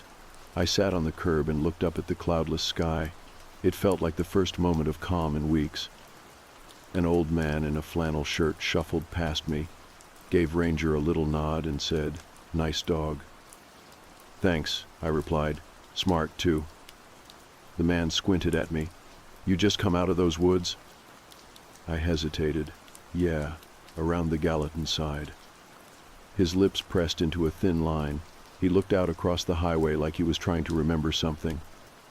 "Some places you're not meant to linger," he said. "Some woods remember things better than people do, and they don't like being forgotten." I didn't know what to say to that, so I said nothing. He didn't either, just tipped his cap and wandered into the diner. I kept driving. For the next 2 days, nothing strange happened. No whispers, no breathing, no dreams. Ranger stopped pacing at night. I stopped waking up in cold sweats. Whatever it was, I had left it behind. By the time I crossed into Utah, I allowed myself to feel like it was over. I stayed in a cheap motel outside Salt Lake City and got a full night of uninterrupted sleep for the first time since this whole ordeal began. When I woke up, I realized I didn't feel afraid anymore. I didn't feel watched. I felt like myself again. I spent the day hiking with Ranger on an easy trail by a river. It was bright, dry, open. You could see for miles in every direction. The sky was endless, the way it's supposed to be in the West. The air didn't feel heavy anymore. My thoughts didn't race. That night, I sat on the motel balcony with a cold drink and watched the sun dip behind the horizon. For the first time in weeks, I started to believe I could go back to normal life. Eventually, I returned home to Missoula. I had a little house not far from the station, quiet and comfortable. I was still technically on leave, so I took another week to get settled and unpacked. I didn't tell anyone what really happened, not the department, not my friends, not even my sister when she called to check in. I just told them I had a strange trip, and I was glad to be home. And mostly, I meant it. Ranger adjusted well. He followed me from room to room for the first few days, never wanting to be more than a few feet away, but slowly, he relaxed. Started sleeping by the front door again instead of curled up at my side. The house felt safe. The rules didn't apply here. But I still kept my Glock nearby, and I still locked every door every night. Weeks passed. Life got normal again. I returned to work.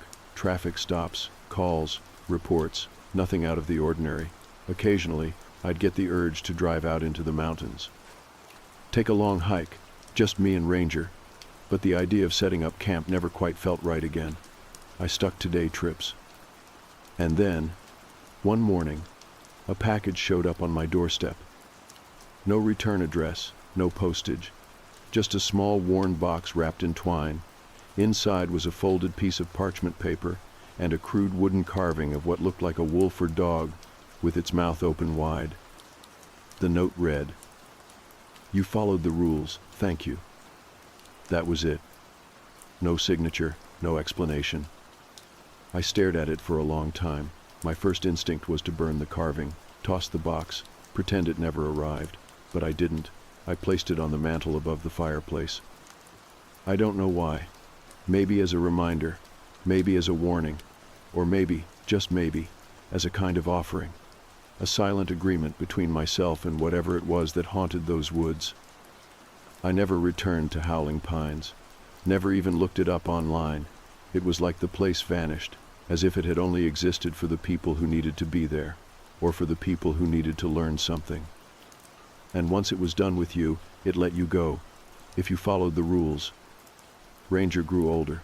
We still walked every day, still hiked the river trails and the open fields near the city. He always stayed close, never straying too far from my side. And every so often, usually just before sunset, he'd stop and look off into the trees, ears alert, tail still, watching. And I would feel it too. The smallest shift in the air, the quietest echo of something that doesn't belong. But it never came closer. It just watched. And I always kept walking, never looking back, never breaking the rules. Because in the end, that's what saved me. That's what let me leave. And that's what keeps me safe. Even now, even here, far from the forest, but never far enough to forget. My name's Travis. I started working as a park ranger a little over 6 months ago. The job came to me quicker than I expected. The last few rangers apparently quit, one after the other, and no one seemed too eager to explain why. I found that strange, sure, but the pay was solid, and I've always been someone who felt comfortable in nature. I grew up around woods like these. Trees don't scare me, animals don't either. It felt right. For the first 2 months, things were fine. It was the middle of summer, so aside from getting eaten alive by mosquitoes and waking up to spider webs wrapped around my Jeep like they'd spent all night decorating it, everything felt normal. The forest was peaceful in its own way, and I settled into the routine. It was sometime in the 3rd month when things took a turn. We started getting strange reports, hikers going missing without a trace, campers saying they heard screaming at night. I thought it might be kids messing around, pulling a prank to scare tourists, or maybe even just getting lost and coming out a day later. These things happen. Trails twist and turn more than people expect. But then another call came in. A solo hiker hadn't checked in, and this time it was near the south rim of the woods, not far from my assigned cabin. Since I was closest, I was sent out to look. I packed up a small kit, just enough for a half-day hike, and headed out around 2 in the afternoon.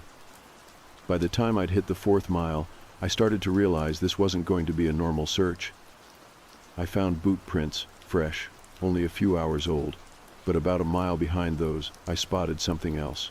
Tracks, not boot prints. These looked feline but massive. I wear a size 17 boot, and these paws were wider than that. What really got to me was how shallow the tracks were. For something so big, it barely left an imprint. That meant stealth. Something heavy that knew how to move quiet. I searched the area and eventually noticed claw marks, deep ones, going up the side of an old oak. That's when my stomach dropped. Whatever this thing was, it climbed. Not just lumbered through underbrush or followed scent trails. It had the power to go up a tree in a single motion, and it didn't leave much behind. I took my hunting rifle out of the bag and chambered around. I told myself it was just precaution, but I was rattled. I had never seen anything like that in all my time in the woods. Eventually, I found him, the missing hiker, or what was left of him. He was lying at the edge of a dry creek bed, barely recognizable. I could tell he'd been young, maybe mid-20s, but that was about all I could gather. His arms and legs had been torn into like they were chicken bones. His chest had been ripped open from collar to stomach, organs missing. It was raw, violent. I didn't even want to look at the face. His jaw was gone, just gone. I tried to keep it together, called it in on the radio, and gave my location. Dispatch said they'd send a recovery crew, but they were at least 40 minutes out. I told them I'd stay with the body, just to keep anything from dragging it off. Night came quick. The woods here get dark fast, Anyone who spent time in deep forest knows what I mean. There's no light bleed, no distant traffic hum, just black. I stayed close to the body, flashlight in one hand, rifle in the other, sitting on a rock with my back to a tree. Then I heard rustling, something moving through the brush behind me. I turned quick, light shining, rifle up. Nothing. Just wind, I thought, maybe a fox. But then I felt it. A drop hit the top of my head. Rain, I figured. But when I wiped it off, my hand came away red. I slowly tilted the flashlight upward and froze. It was there, perched on the thick limb of the same tree I had leaned against. The creature was huge. It looked like some warped fusion of wildcat and nightmare. The face was like a lion, minus the mane, but blood was dripping from its jaw. Its body looked like a panther's, sleek and powerful, but black, pure black, no stripes, no shine, just shadow. Its limbs were thick with muscle. The paws were wide and heavy but silent. Its eyes glowed yellow, not the kind of reflection you get from a raccoon or a deer. These were alive, intelligent, angry. It was about 6 feet tall, even on all fours, maybe 300 pounds, maybe more. And the sound it made, God, that sound, it opened its mouth and let out this deep, echoing roar. Not a growl, not a cat's screech. This was something ancient. It was like a tiger and a jaguar fighting each other underwater. I felt it vibrate in my chest, like the air itself shifted around me. It crouched like it was going to leap. I didn't have time to move, let alone shoot. Then a light exploded from above, bright and blinding. A helicopter from search and rescue swept in with a spotlight, pinning the tree in white. The thing vanished. I don't mean it ran. It disappeared, gone. No rustling, no thud, just not there anymore. Next thing I knew, I was waking up in my cabin. I was on my bed, shirt soaked with sweat, boots still on. My supervisor was sitting in the chair across from me. He asked me what happened. I told him everything, every last bloody, terrifying second. His face didn't change much, but I saw it, a flicker of something in his eyes, fear, familiarity. He nodded slowly, then said I must have imagined it, trauma, stress, the brain filling in gaps. Then he told me to take the rest of the week off and not to worry about it. But I could tell he knew something. He just wouldn't say it. And that was the worst part. The rest of that week passed slowly. I stayed inside for most of it, even though the weather was clear and the air had that crisp, pine-sweet bite to it. I should have wanted to be out there. That's why I took the job in the first place. But something in me was different now. It wasn't just fear. It was something deeper, like my instincts were warning me the same way a deer knows when to run. I cleaned my gear twice, took my rifle apart, rechecked all my maps, organized everything, but I barely slept. That Friday night, I had a dream. At least I thought it was a dream. I was standing outside my cabin, barefoot, staring into the tree line. The moon was full and bright, and it looked like daylight had just barely slipped away. The woods were dead quiet, not a breeze, not a cricket, not even the distant hoot of an owl. Just that deep, pressing silence. Then I heard it, that low rumble, not quite a growl, but something close, and the air around me changed. Heavier, like walking into a room where something bad had just happened. I woke up drenched in sweat with the front door to my cabin cracked open. I don't remember opening it. I shut it quickly, locked both the knob and the bolt, and sat on the couch for an hour with the rifle on my lap. That was when I knew. Whatever I had seen out there, it hadn't just let me walk away. It was still watching, still nearby. The next couple weeks were quiet again. I eased back into the routine. Patrols, trail checks, visitor reports. I stayed mostly on the main paths and avoided the deeper woods, unless absolutely necessary. It became a silent agreement between me and the trees. I wouldn't go looking for it, and maybe it wouldn't come looking for me. I wasn't sure it would hold, but I had no better plan. Then came the Monday night call. It was around 1 in the morning. My radio buzzed, and it was Tom, my supervisor. His voice was tense but measured, like he was holding something back. He told me that a group of campers had set up near the northern ridge, well off the marked trail, and had radioed in earlier with complaints of strange wailing noises in the woods. They had gone quiet about 20 minutes before Tom called me. I asked if anyone else was going out.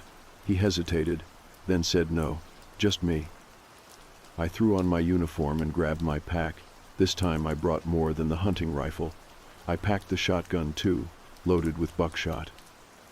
It felt like bringing a stick to a storm, but I needed to feel like I had some kind of edge. The drive out there was quiet. The trail to the site was muddy from rain earlier that day, and fog had started to creep in, hugging the low points in the trees. I parked where the gravel faded into dirt and started on foot. When I arrived, the campsite was wrecked. It looked like something had torn through with the fury of a wrecking ball. The tents were flattened and torn, shredded like tissue paper. A car was there too, or what was left of one. The frame was smashed in on one side, like it had been hit full force by a truck. And the worst part, the part that still makes my hands shake even now, was what I found next. Pieces. There were pieces of the campers, not bodies, pieces, limbs, clothing soaked through and stuck in branches. Blood painted the ground in wide smears and drips. It looked like whatever had done this hadn't just killed them, it had played with them. I took out my flashlight and started searching for prints. What I found were human footprints leading away from the site. For a second, I thought maybe someone had survived. I followed the trail cautiously, light bouncing ahead of me with every step. But then the prints started to change. They shifted from bare feet to something wider, something clawed. By the time I realized it, I had gone deeper into the trees than I should have. That was when I saw him. A figure, standing still about 20 feet ahead, just outside of full light. I kept the beam trained on him and slowly moved behind a thick pine. He didn't move. I thought about calling out, but stopped myself. Something felt wrong, off. He was tall, too tall, maybe 7 feet. His arms hung low, and his legs seemed oddly jointed. His hair was long and black, falling past his shoulders. From the distance, I thought he might be wearing a coat or furs, but as I looked closer, it seemed more like his skin was changing. He turned slightly, just enough to let the moonlight catch his face, and I ducked behind the tree again. I turned off my flashlight and stayed as quiet as I could. I peeked again. He was looking in my direction, but not directly at me. His gaze passed just wide, like he knew I was close, but didn't quite see me. Then he turned and started walking deeper into the woods. I followed. I know that sounds stupid. I should have turned back, reported it, left it to someone else. But something in me needed to know.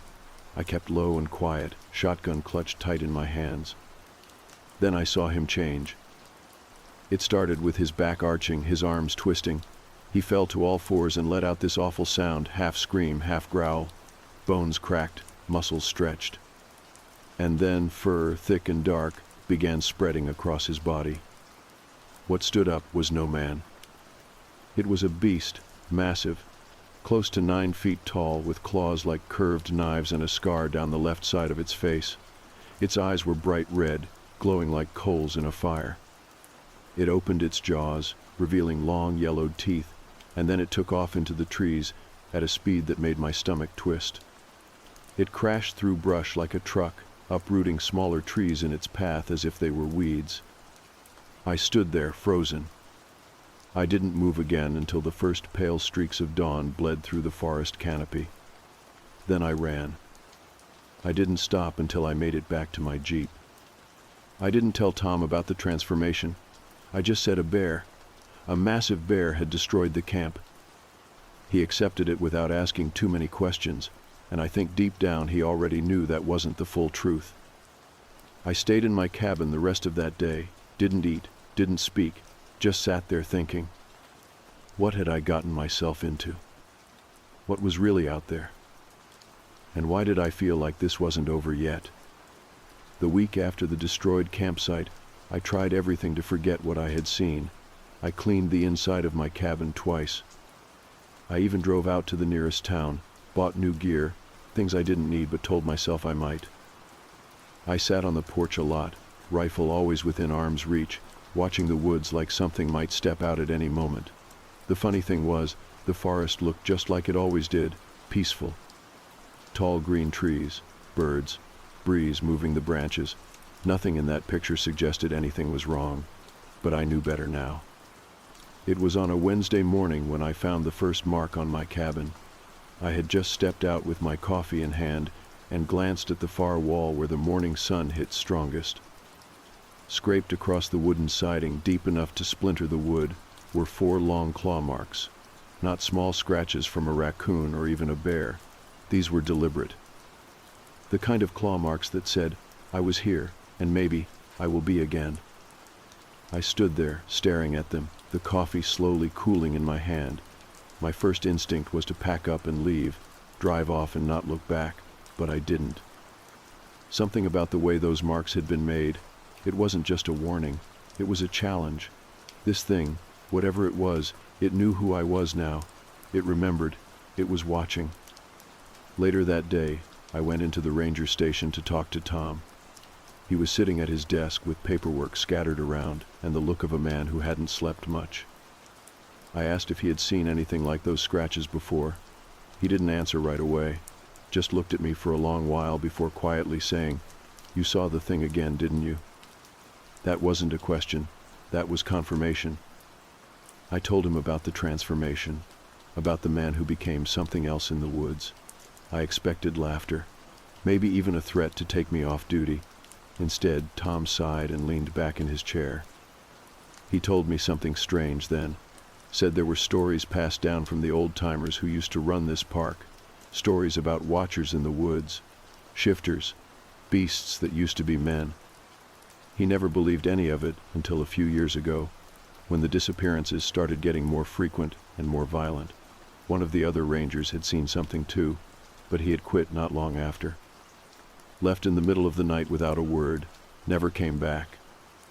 He told me there was a trail deep in the northern part of the park that had been closed for over 10 years. No signs, not on the maps. It just faded into the trees. That was where the stories seemed to begin, and maybe where I could find some answers. I left the station with more questions than I came with. That night, I sat in my cabin cleaning the shotgun, running my fingers over the shell casings like they could give me some kind of peace. But peace doesn't live in those woods. Only questions, only shadows. It was just past midnight when I heard it. Not a roar, not a growl, something worse. It was a wailing sound, long and deep, echoing across the trees like it was coming from every direction at once. My blood ran cold. I grabbed the shotgun, flicked on the headlamp, and stepped onto the porch. The woods were pitch black. The air was heavy with silence, except for that terrible sound in the distance. I scanned the trees, half expecting something to leap out at me.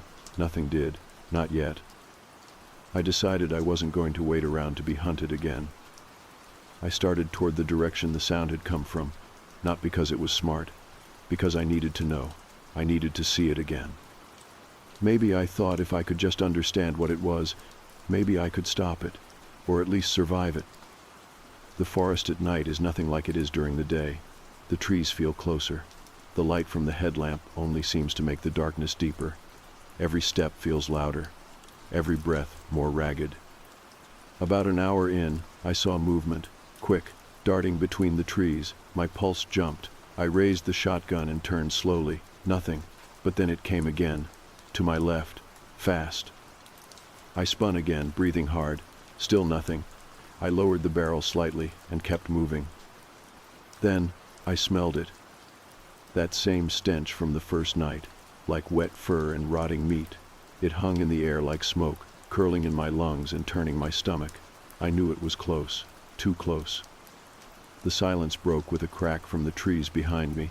I spun around, headlamp catching the blur of something massive dropping from the branches. It hit the ground without a sound, then it rose, slow, towering. The same creature. Or maybe a different one. This one looked even bigger, its fur matted with mud and blood. Its eyes glowed that terrible red. It opened its mouth and let out a guttural snarl that shook the ground beneath me. I didn't wait. I fired once, twice. The buckshot hit, but the creature barely flinched. It lunged forward, and I turned and ran. I crashed through brush and roots, slipping, stumbling, but never stopping. Behind me, I could hear it chasing, not galloping, not crashing, just keeping pace. Silent and fast. I reached a slope and slid down it hard, tumbling and losing grip on the shotgun. My headlamp flickered, then went out. The forest swallowed me whole. I scrambled in the dark, hands raw from the rocks and branches, then silence again. The creature had stopped. I sat there in the dirt, not moving, listening. My heart beat loud in my ears. The stench faded. The woods felt still again. And after a few long minutes, I got up and made my way back to the cabin with what little light my backup flashlight gave me. When I got back, I locked every door and window, shoved a dresser in front of the main entrance, and sat with my back to the wall, staring at the door with a loaded weapon in my hands. It never followed me home. Not that night. But I don't think it needed to. It knows where I live now. It's watching, waiting, and I'm not sure if I can outrun it much longer. I stayed in the cabin for 3 days after that last encounter, barely slept, barely ate. The creature hadn't returned, but every gust of wind outside sounded like footsteps. Every creak of wood felt like a breath on the back of my neck. I kept the shotgun loaded and nearby, even when I used the bathroom. I knew it was watching. I knew it remembered me. On the 4th morning, the Park Service called in reinforcements. Apparently another ranger went missing further north, beyond the old trails. I wasn't the only one seeing things anymore. They were finally taking it seriously. A few agents came out from Central, claiming they were part of wildlife control. They showed up in black trucks, didn't introduce themselves, didn't ask questions. Just parked near the ranger station and started moving toward the tree line, like they already knew where they were going. I wasn't supposed to be involved, but I volunteered anyway. I told Tom I had a feeling this was bigger than anything the higher-ups were expecting, and he didn't argue, not anymore. So they gave me clearance, handed me a small radio, and paired me up with a woman named Eliza. She had a calmness to her. Older, maybe mid-40s, sun-weathered skin and a quiet confidence that said she'd seen more than she let on. She didn't talk much as we walked. Just listened and looked around like the trees were whispering secrets directly to her. We made it 6 miles into the Old North Trail before things started to change. The forest grew quieter, no birds, no bugs, just wind rustling the treetops. Then we started finding the markers. Little wooden totems hanging from branches, old bones arranged in spiral patterns on the ground. I asked Eliza if she knew what they meant.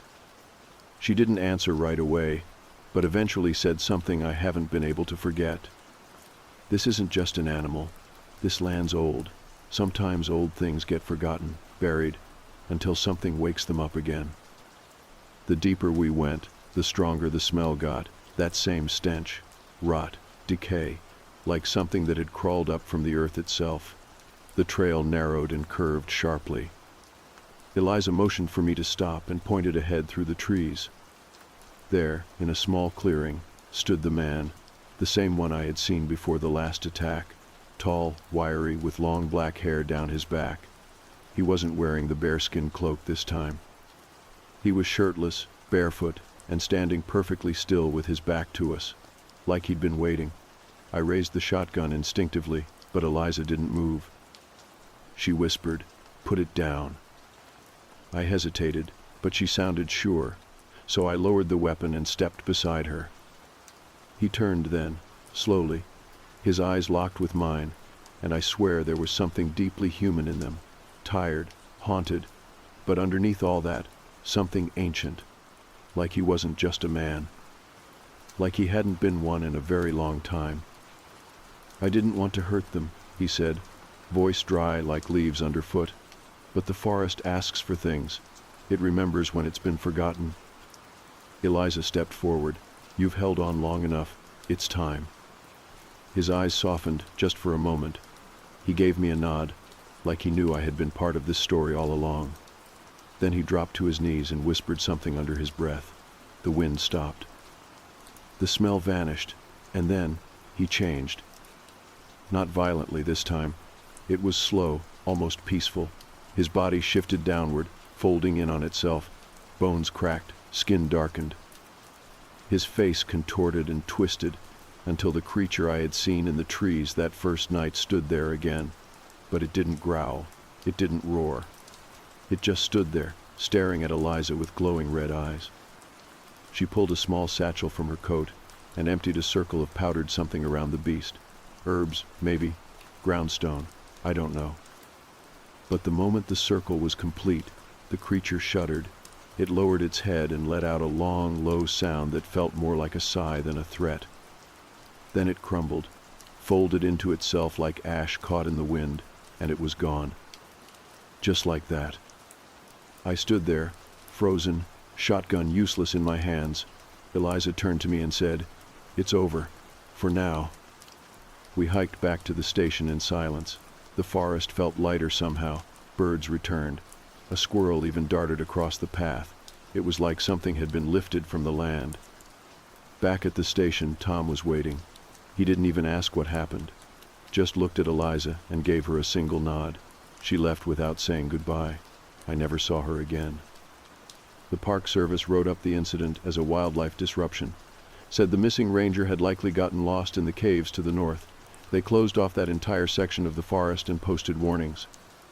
I was offered a promotion and a transfer to another park, but I declined. I stayed. Not because I was brave, but because I needed to know. I needed to understand what it was I had seen, who that man had been, why the forest had chosen him, or maybe why he had chosen the forest. Weeks passed. The strange sounds stopped. No more disappearances. The trees swayed again with the wind, but not with menace, with peace, like the mountain had taken a breath and finally exhaled. I still think about that night, about the claws on my cabin wall, about the creature standing in moonlight, more beast than man. I think about what Eliza said, about the forest remembering things we try to forget. Some nights, I still sit on my porch, shotgun by my side, just in case. But nothing's come back. Pine Hill has grown quieter, safer, but I've learned something from all this. Not everything wild can be tamed, and not everything dangerous is evil. Sometimes the land holds pain, old pain. Pain that wears a face and walks on two legs. But sometimes, if you listen, really listen, you can hear the forest sigh with relief. And for now, that's enough. That's the end of it. For now. But if the trees ever go quiet again, I'll be ready. Because I've seen what watches from the shadows. And I know it remembers me too.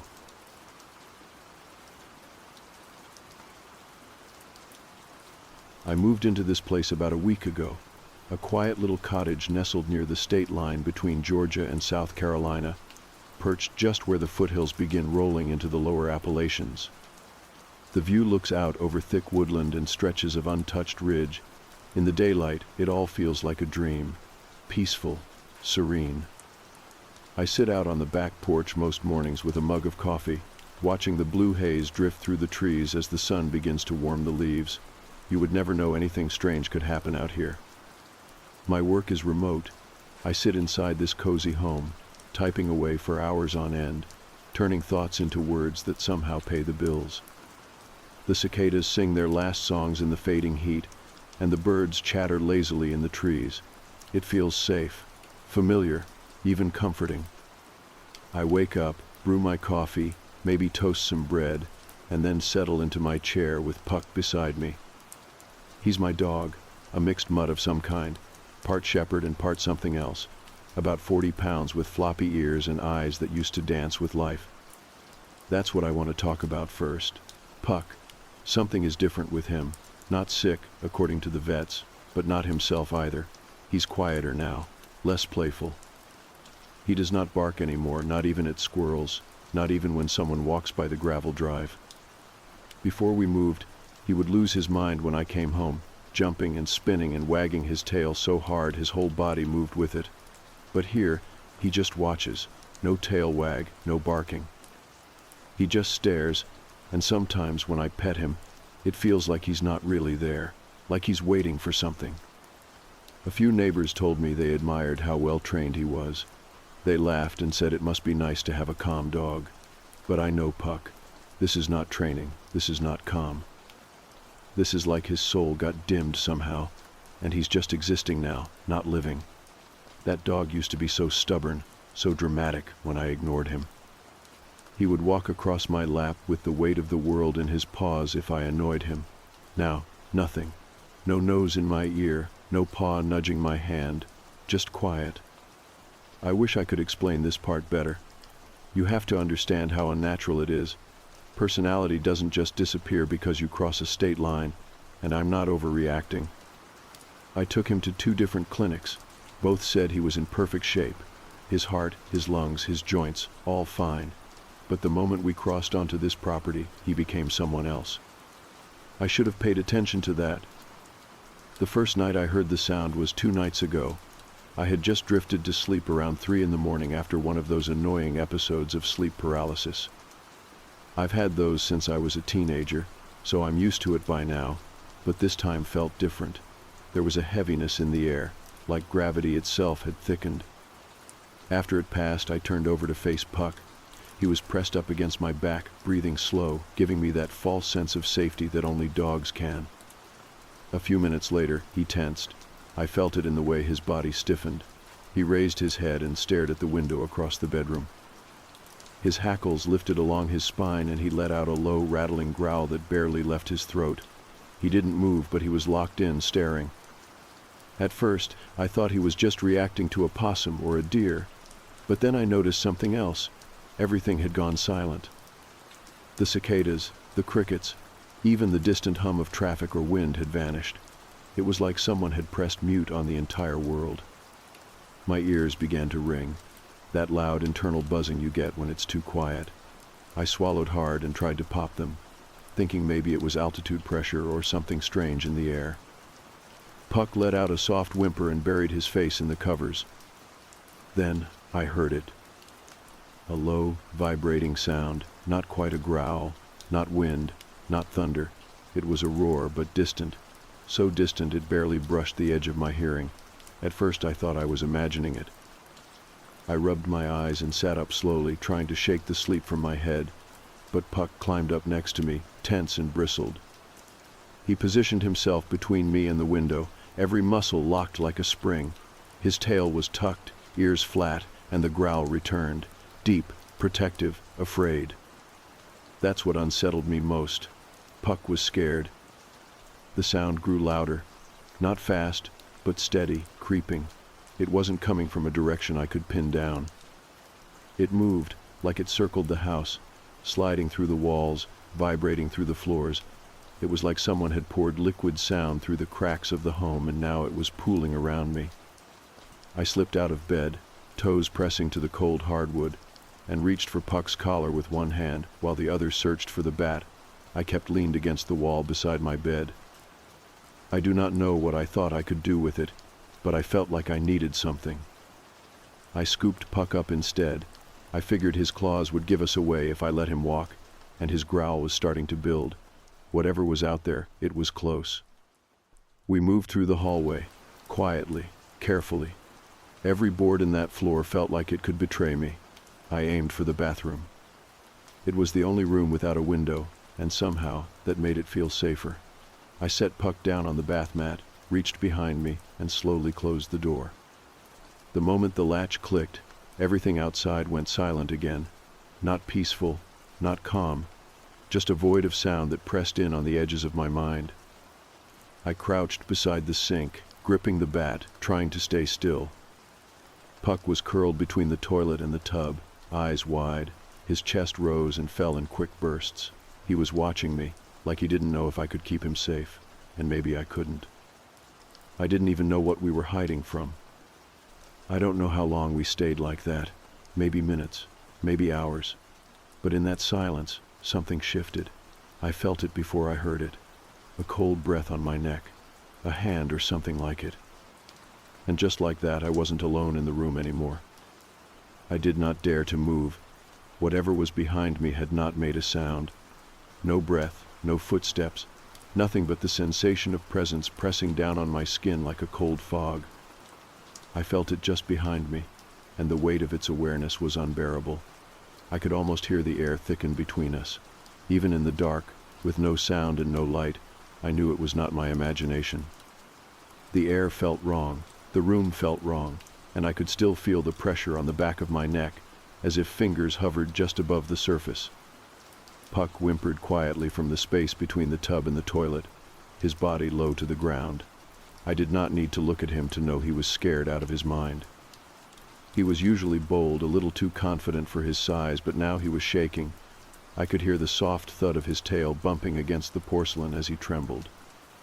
His whimper turned into a soft growl, but even that sounded unsure, like he was warning something not to come closer even though he had no confidence it would listen. Then it touched me again.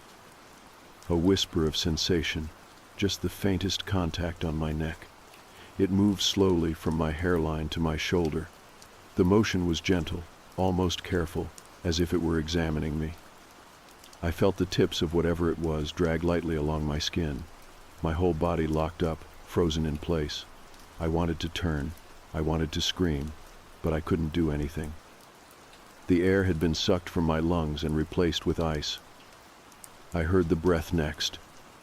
Not from my dog, not from me, something else. It was not like a person's breath. It was wet and wheezing, like something gasping through old lungs that had not been used in centuries. I felt it behind my ear, warm and cold at the same time, too close. I wanted to move. I wanted to run, but I stood there like a statue, holding onto the bat like it would somehow save me. It whispered something then. I cannot tell you what it said because the words did not make sense. It was not a language I knew, but it still made me understand. Like the words were being fed directly into my thoughts. The meaning wasn't spoken.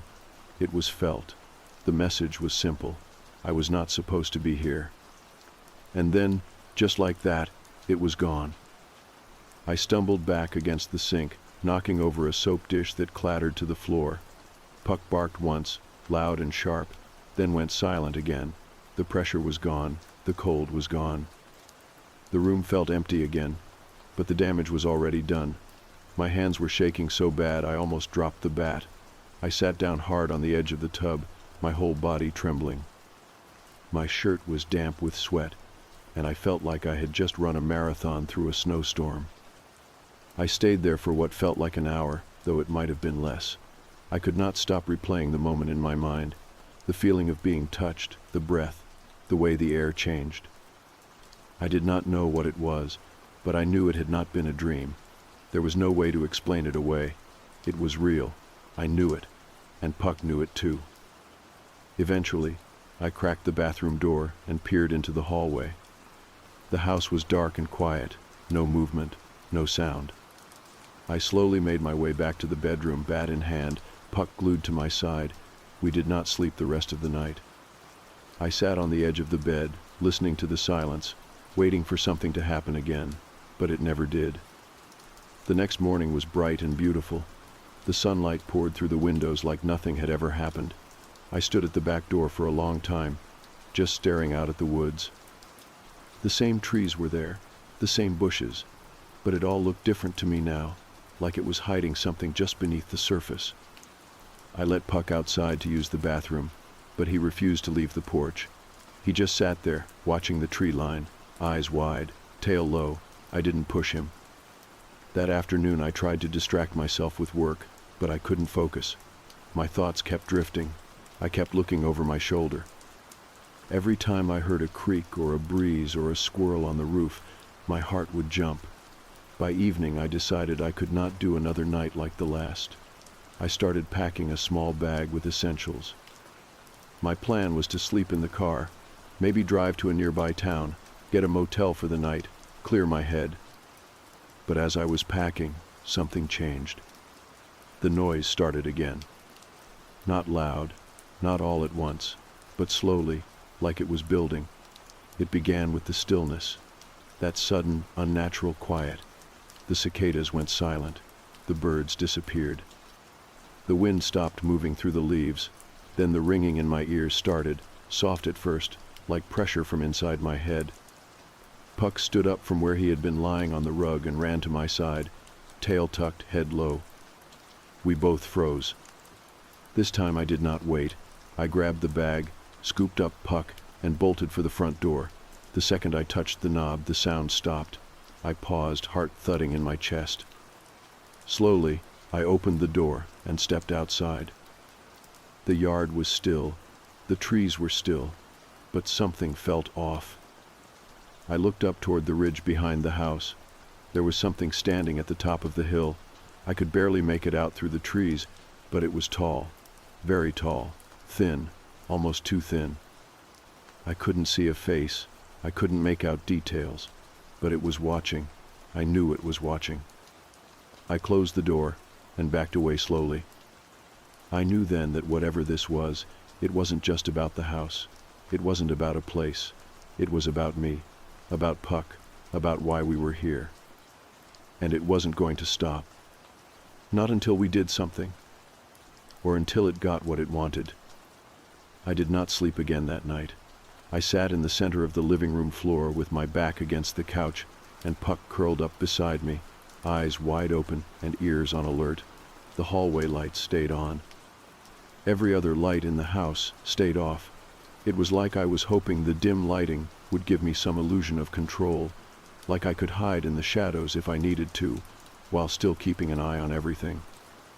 Every creak of the house sent my heart into my throat.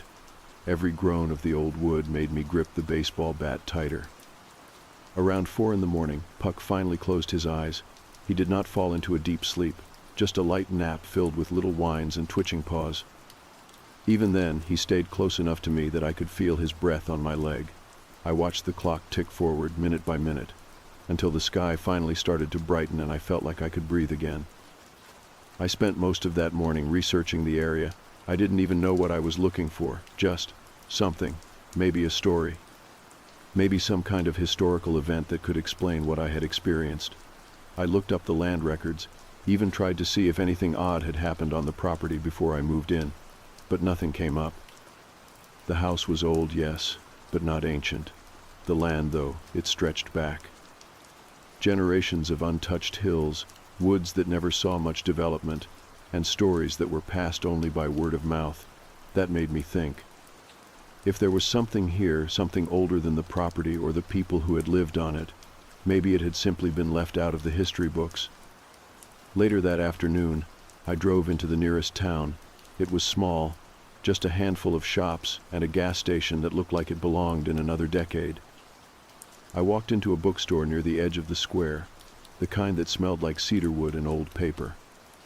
An older woman sat behind the counter, flipping through a newspaper with her glasses perched on the edge of her nose. She looked up when I entered, her eyes sharp behind those lenses. "You're not from around here," she said, without even a hello. "No," I replied, clearing my throat. "Just moved in, not too far from the ridge." Her eyes narrowed slightly. She closed the paper and leaned back in her chair. "Near the split tree or closer to the fire road?" I blinked. "Closer to the ridge that overlooks the Piedmont." She was quiet for a moment, then stood, her voice lowered as she motioned for me to follow. "Come with me." I followed her through the narrow aisles until we reached the far corner of the store, where the books weren't alphabetized and dust lined the tops of the shelves. She pulled out a faded green hardcover from the very top. No title on the spine, no author on the front.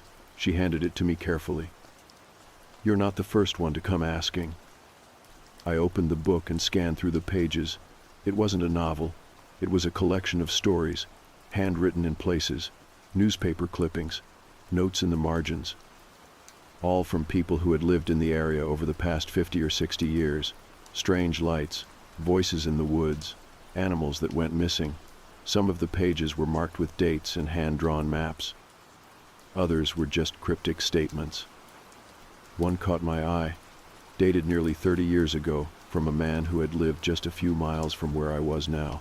His dog had started acting strange, stopped eating, stopped playing. Then one night, the man wrote about hearing a sound like 1,000 screams echoing through the trees. His story sounded like mine. The silence, the pressure, the breath. My hands started to shake. "I don't know what this is," I said, "but it's not just me." She gave a short nod. "No, it's not. But it doesn't come for everyone, just some. The ones who notice, the ones who see too much." I wanted to ask her more. I wanted to ask why she had that book, who put it together, who wrote the entries. But before I could, she turned and started walking away. "You can borrow it," she called over her shoulder. "Just don't try to understand it all at once. That's when it really starts." The ride home was quiet. Too quiet. I watched the tree line constantly, one hand gripping the steering wheel, the other resting on Puck's head as he stared out the window. He was tense again, the way he had been the night before. I knew he remembered. He felt it before I did, and that terrified me. When we got back to the house, I locked every window. I double-checked every door. I poured salt along the thresholds, a stupid thing I remembered from some old movie, but it made me feel better. I placed the book on the coffee table and sat across from it, staring at it like it might come alive. That night, I stayed in the living room again. Puck was glued to my side. We did not even try to sleep. I left a light on in every room, even the attic. I don't know what I thought it would do, but something about the darkness made everything worse. Like it gave the thing power, like it allowed it to move. I waited. Hours passed, and then the quiet came again. Just after 2 in the morning, the cicadas fell silent. The air turned heavy, and something moved upstairs. Not loud, not fast, just a slow, dragging shuffle above my head. Puck stood. I stood too. The bat was already in my hand. The house held its breath, and we waited for the next sound. The sound above my head stopped as suddenly as it had started. The silence that followed was worse than any noise, thick and swollen like the air before a lightning strike. Puck growled low in his throat, his body tense as he faced the ceiling. I took a slow breath and placed one hand on his back, hoping the contact would calm both of us. It didn't. Then came the creak of floorboards, just one, directly above us. My bedroom. Something was up there. I did not want to go, but I also could not sit there waiting for whatever it was to come down. The bat in my hand felt useless, but it was better than nothing. I moved slowly toward the stairs, every step deliberate. Puck stayed close, his nails tapping softly against the hardwood. I wanted to tell him to stay behind, to be safe, but I knew he wouldn't listen. Wherever I went, he followed, always had. The hallway at the top of the stairs was colder than the rest of the house. Not by a small amount either. The shift in temperature hit like a wall. My breath came out in soft, visible puffs as I walked toward the bedroom door. It was cracked open, just enough to see a sliver of shadow. I paused. Something moved inside, a subtle shift, like a person turning in their sleep. I took one step forward and pushed the door open with the tip of the bat. Nothing. No one. My room looked exactly how I had left it, but I didn't trust it. I took a careful step in, eyes darting around. The bed was made. The closet doors were shut. Nothing looked out of place. And yet every cell in my body screamed that I was not alone. Puck stepped in beside me and let out a small whine, looking toward the far corner.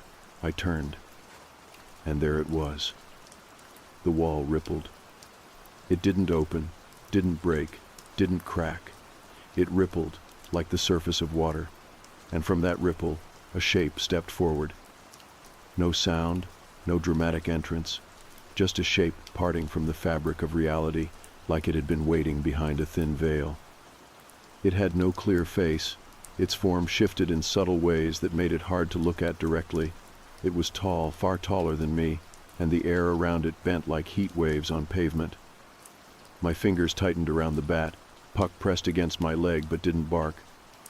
It didn't move toward us. It just stood there. And then I heard it. A voice. But not out loud. It spoke in my head, as clearly as if I had said the words myself. "You see me now." I did not respond. I couldn't. "You saw me when you arrived," it said. "You noticed the quiet. You listened when others forget." "What are you?" I managed to think, not speak. "I am memory," it answered. "I am what remains when people forget what was here before them." It took a step forward, and the air tightened like a vice. I raised the bat, but the voice came again. "No need for that. You are not meant to fight. You are meant to choose." "Choose what?" It didn't answer with words this time. Instead, the room around me changed. I wasn't in my house anymore. I stood in the woods behind it, but not as they were now.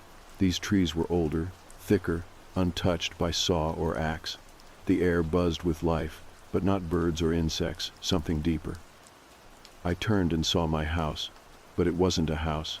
It was a cabin, smaller, simpler, and someone stood at the door. It was me, or someone who looked like me, an ancestor maybe. He stared at the woods, his face calm but his eyes wary. Behind him, a small child laughed, chasing a dog through the leaves. The vision shifted again. Now the woods were darker. A fire burned in the clearing. People stood in a circle, chanting words I didn't understand. The same shape from before hovered at the edge of the light, not threatening, just watching. Then it all faded. The room returned. The wall was just a wall again, and the shape stood silently, waiting. "You've always been here," I said, speaking the words out loud now. "I was. I am. I will be.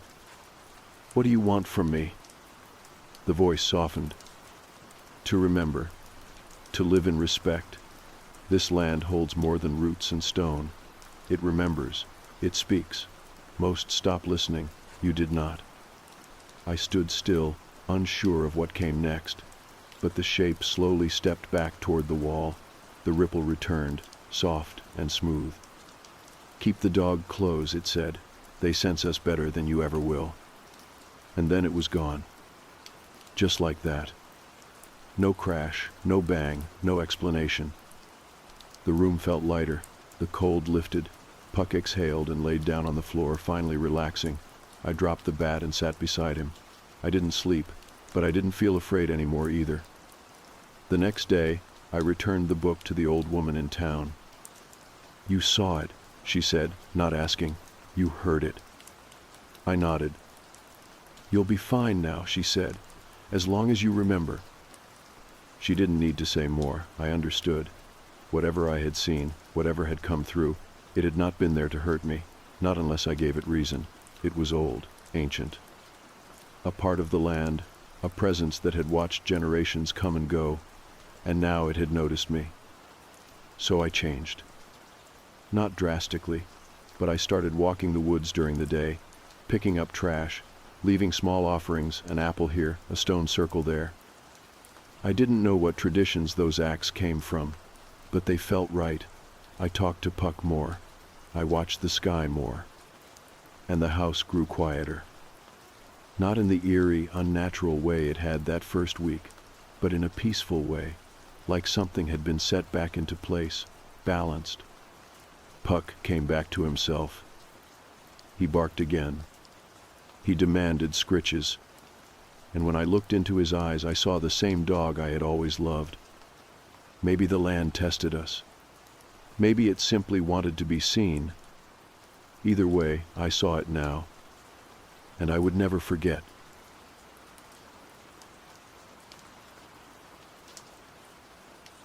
It was the sound of my daughter's voice that woke me up. "Milo, Dad, wake up." Her voice was hushed, but persistent. A soft tug on my arm followed, then another. I blinked into the darkness of my bedroom, the shadows still thick around us. A faint bluish glow from the streetlights outside crept through the crack between the curtains. My daughter, Lily, stood beside my bed in her oversized pajamas, her hair tousled from sleep. She looked frightened. I rubbed the sleep from my eyes and sat up halfway. "Lily, what's wrong, sweetheart?" She fidgeted, eyes darting toward the door. "There's something in the kitchen." I frowned and reached for my phone to check the time. The screen lit up, 3:15 in the morning. "A nightmare?" I asked gently. "Was it another bad dream?" She shook her head. "No. I woke up from one, yeah. But after that, I couldn't sleep. So I checked the pet cam. I saw something, Dad." The pet cam, of course. A few weeks back, I set up a little camera in the kitchen for our dog, Murphy. Lily loved that dog. She missed him terribly when she stayed at her mom's place. Ever since the divorce, she bounced between us like a tennis ball, and I did everything I could to make her feel safe and connected here. The pet cam was one of those little comforts. It had night vision, two-way audio, even a treat launcher that Lily loved using. I figured she'd probably opened the app and seen Murphy pacing in the dark, his eyes glowing in that eerie greenish light the cam used. It would be enough to scare a half-awake 10-year-old. "Okay," I said, forcing a smile. "Let's take a breath. Murphy's probably just sniffing around. Maybe he knocked something over. You know how clumsy he gets." She didn't look convinced. "It wasn't Murphy, Dad." Her voice was shaking. "He was in his bed the whole time. I saw something else. It walked past the camera and blocked the screen." That made me pause. She wasn't prone to exaggeration. Sensitive? Sure. Since her mom and I split, she'd been quieter, more cautious. But Lily never lied just to scare herself. Before I could say anything, we both heard a sound. A soft creak, far off from somewhere downstairs. She jumped. I tensed. The house was old, late 1960s, with wooden floors that groaned when the wind shifted. But that sound had weight to it, like something was really down there. I swung my legs out from under the blanket and stood up. "Stay here," I said. I grabbed the baseball bat leaning in the corner of the room, a leftover from my younger years when I played for a local amateur league before real life got in the way. It was still solid, still had heft in my hands. I padded barefoot across the room and peeked down the hallway. Everything was still, too still. "Lock the door behind me," I whispered to Lily, who nodded, then closed the door with a quiet click. I descended the stairs slowly. Each step creaked just a little, no matter how lightly I placed my feet. I had the bat raised slightly, just in case. The hallway downstairs stretched long and narrow, lit only by moonlight pouring through the sidelight windows near the front door. The air felt colder than it should have. The kitchen door was ajar. I pushed it open, bat ready, heart racing. The room was mostly dark, but faint light from the microwave clock spilled across the floor, casting warped shadows.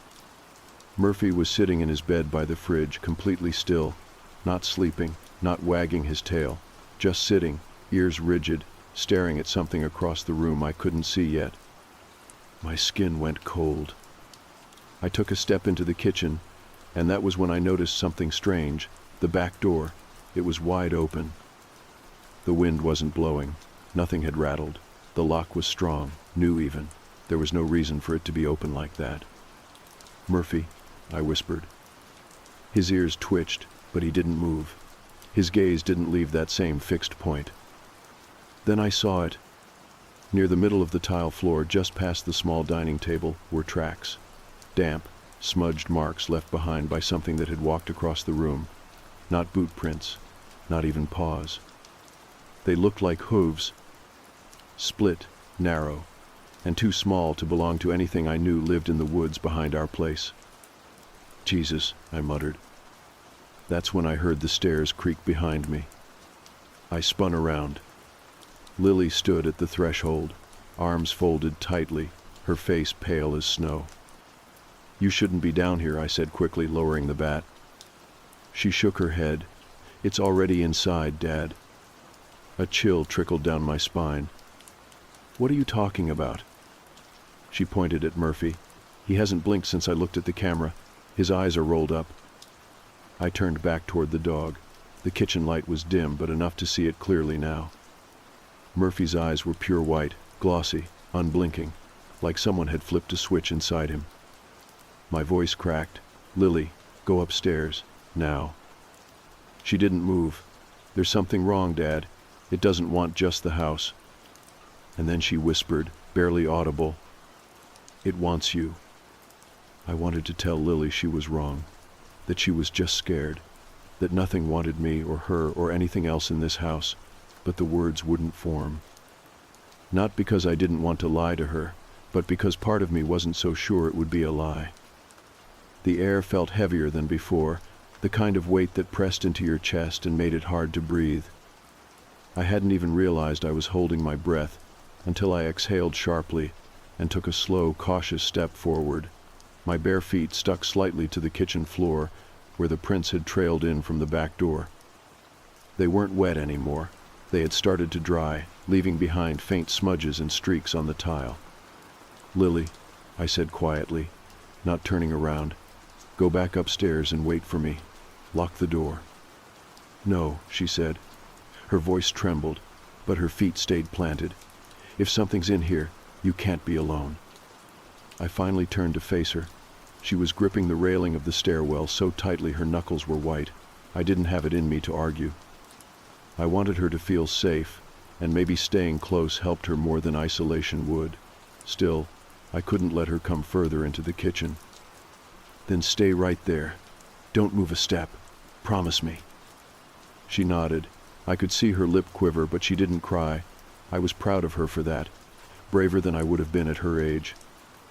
I slowly walked past Murphy, whose eyes were still rolled back, his body so still I wondered if he was even breathing. I didn't dare touch him. I looked down at the floor again. The prints didn't just come in from the open door. They went further, across the kitchen, then into the hallway, and past the living room entrance. "Dad," Lily whispered, "where is it now?" I didn't answer. I didn't know. That was the worst part. The house was silent again. Too silent. Not even the distant hum of the fridge. It was like everything inside the walls had paused, waiting. I moved to the back door. The night outside was dense and black, the kind of darkness that didn't come from the absence of light but from something thicker, something with weight. I closed the door softly, but I didn't lock it. I didn't want to make any noise. Then I followed the trail. It was faint now, but the smudges were there. They curved through the hallway and into the living room. I paused just before the threshold. I couldn't see anything in the room from where I stood. The hallway light didn't reach far enough. I whispered back to Lily, "Go to my phone, call the police, tell them someone's broken in." "But what if it's not a person?" she whispered. "Then they'll still come," I said. "Please, just do it." She nodded and backed slowly up the stairs.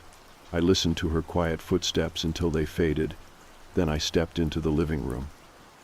It smelled wrong. The air had a faint metallic edge, like old pennies and mildew.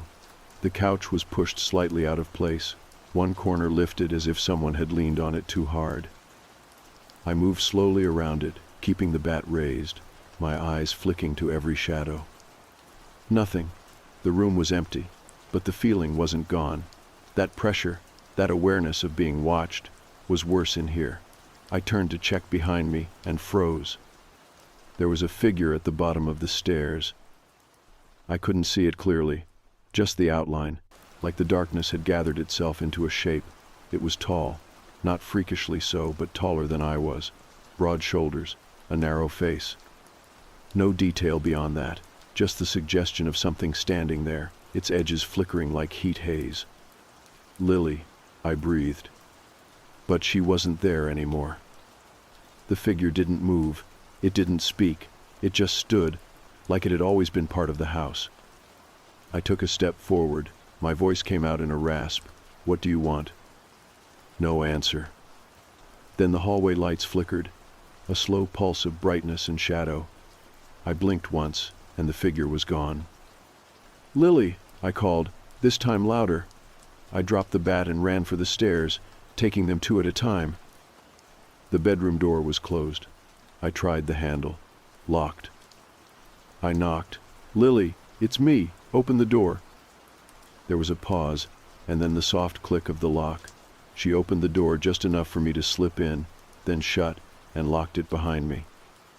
"You saw it too," she said. I nodded. "Where were you?" "In here," I called. They said they'd send someone, but it might take time. There's a storm nearby and a power line is down." Of course there was. I moved to the window and pulled the curtain aside just enough to peek through. The street was empty, not a car, not even the usual cat from next door that prowled at night. Then, as I watched, every streetlight flickered out at once. We were plunged into total darkness. "Get away from the window," I said. Lily backed up toward the closet. We sat on the bed together for what felt like hours, listening to the sounds of the house breathe, the occasional creak, the groan of wood contracting in the cool air. At one point, we heard Murphy bark once, sharply, from downstairs, then silence. The power didn't come back. The police didn't arrive. But the darkness outside never faded either. It was like time had stopped. Eventually, Lily leaned against my arm and whispered, "Dad, it's still out there, isn't it?"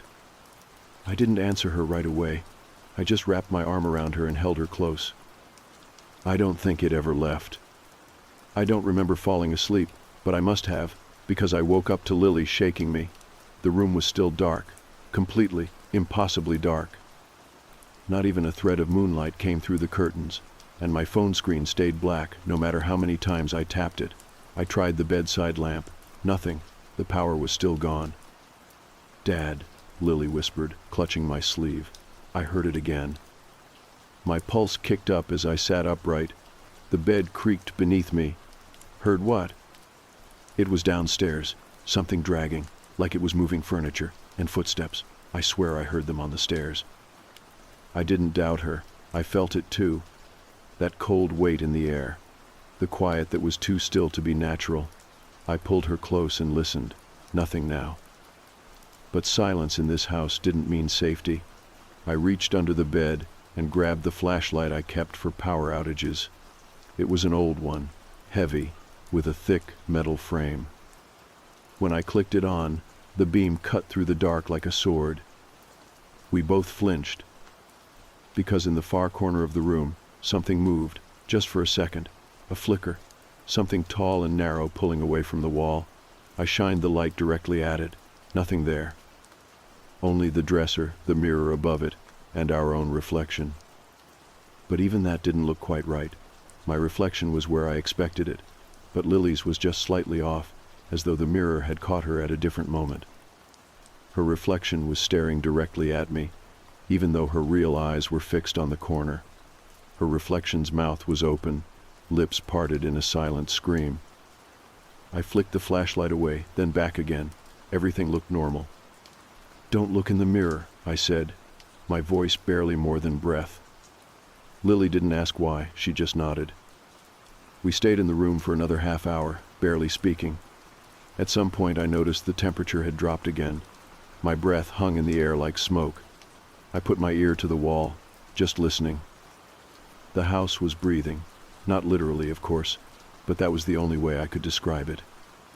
It inhaled in long, groaning creaks, and exhaled in clicks and soft pops, like the bones of something ancient. Then a new sound, slow and deliberate. One step. Another. And another. On the staircase. Lily grabbed my arm, and I held her tight. We sat completely still, listening to the steps make their way up to the second floor. Then they stopped. Right outside our door. I flicked the flashlight off. We waited. I could hear my own heartbeat. I could hear Lily's shaky breathing. And something else, just under the surface of it all, a whispering, not words, not quite. Just the sound of something trying to speak without lungs. The doorknob shifted. It didn't turn. It didn't rattle. It just tilted slightly, like it was breathing too, like it knew we were watching. Then came the knock. One soft knock. Then silence. I turned the flashlight back on and pointed it at the door. No shadow under it, no movement. Eventually we heard footsteps again. They moved away, back down the stairs. I didn't follow them. I didn't want to know where they went. That night passed like that. Quiet moments stretched thin between the sounds of something moving where it shouldn't be, scraping along the walls, whispers behind the air vents. A soft thudding from inside the linen closet. I didn't sleep again, neither did Lily. We sat on the bed with the flashlight on, jumping at every new creak or moan from the house. Just before dawn, the darkness outside shifted, not in a way I could see, but in a way I could feel, like a hand finally pulling back. I checked my phone, still dead. But the flashlight hadn't dimmed. That alone felt unnatural. Eventually, I got up. "Stay here," I told Lily. "I'll check the rest of the house. If anything happens, you lock the door again." She nodded, pale-faced and exhausted. I stepped into the hallway, bat in one hand, flashlight in the other. The upstairs was empty. The floor felt cold against my feet, even colder than before, like frost had settled under the wood. The stairs groaned as I made my way down. Nothing met me at the bottom. The living room was untouched, so was the kitchen, except Murphy was gone. His bed was there, his chew toy next to it, but he wasn't. I called out softly, careful not to be too loud. No answer. I checked under the table, behind the couch, in the laundry room. Still nothing. I opened the back door. Outside, the first weak light of morning had begun to stretch across the yard. The world looked normal again. No sign of tracks, no sign of Murphy. I should have been relieved, but the emptiness felt wrong, like the house had swallowed something and was satisfied for now. I made a quick loop through the rest of the house. No broken windows, no signs of forced entry, but in the bathroom I found something strange. The mirror had fogged over. No one had used the shower. There was no heat to cause condensation, but the glass was misted. And in the mist, a single word was traced out. "Welcome." I wiped it away and stepped back. My hand trembled, but I forced myself to breathe slow. This wasn't over. Whatever had come into the house, it hadn't left. Not really. Back in the bedroom, Lily hadn't moved. I told her the house was clear for now, but that we'd stay in the room until it was fully light. She didn't argue. We just sat on the edge of the bed, both of us watching the door, waiting for the sun. By the time it rose fully, something in the house seemed to ease. The walls creaked less, the pressure lifted. But I knew it was just resting. It was still here. It was just waiting for night again. The sun finally broke over the trees around 8, and with it came a kind of calm, like something exhaled and let go of our house. The heavy silence lifted just enough for us to move without feeling like we were waking something. I opened the curtains wide, even cracked a window to let in the cool breeze. Anything to chase out what had settled in during the night. Lily didn't say much. She curled up on the couch with her knees pulled to her chest, wrapped in a blanket, staring at the television even though it was off. I didn't know what to tell her. I didn't know what to tell myself. Nothing in me could explain what had happened. The open door, the footsteps, the way the power just gave out for hours. And Bella. She was still gone. I'd walked the perimeter of the backyard that morning with the leash in my hand, calling her name again and again, even checking the neighbor's yard and the small wooded area at the end of our street. Not a sound. Not a bark. Nothing. By noon I made a decision. I needed to check the camera footage. I hadn't thought to look at it in the chaos of the night, but we had a small security system installed when we first moved in. Just 2 cameras, one pointed at the back patio, one at the front porch. They weren't exactly high-end, but they'd caught a few raccoons tipping our trash bins before, good enough to spot movement. If someone had come in or gone out, there was a chance it caught something. I opened the app on my phone. The footage loaded slowly, like it didn't really want to show me anything. The timeline bar jittered and glitched a little, but I scrubbed it back to around 2:30 in the morning and pressed play. The backyard was still, blanketed in shadow and soft blue moonlight. For the first couple of minutes, nothing moved. Then Bella appeared. She padded into view from the right side of the frame, tail stiff and head low. Her posture wasn't right. She looked alert, wary. She paused by the center of the yard and stared toward the trees. Then she growled, not loudly, but you could see the tension in her stance, her ears pinned back. She was warning something. Something that wasn't on camera. She growled again, then took a step back. Then, suddenly, she turned and sprinted off camera, toward the far side of the yard. The footage glitched, and when it resumed, the yard was empty. I fast-forwarded.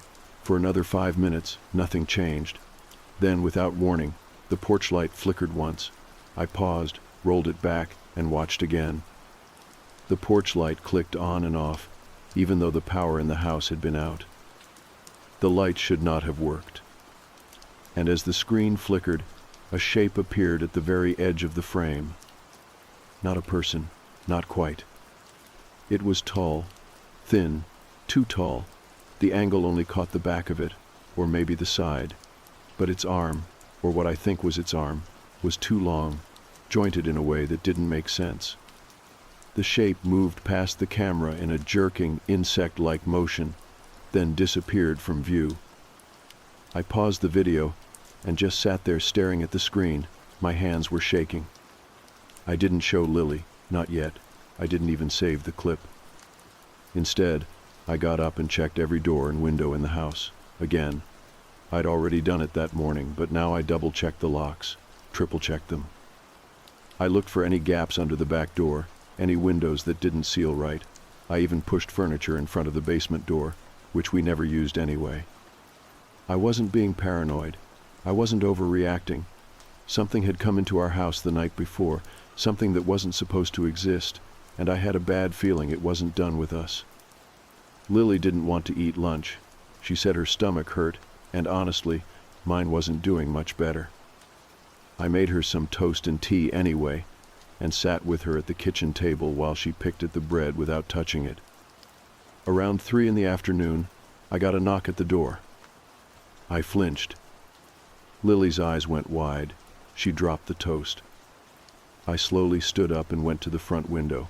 I peeked through the curtain. It was our neighbor, Mrs. Callahan. She lived 2 houses down, early 60s, very proper, always walked her little terrier in the morning with a thermos of tea. We'd spoken maybe a dozen times since I moved in, nothing deep. Just pleasant waves and neighborly hellos.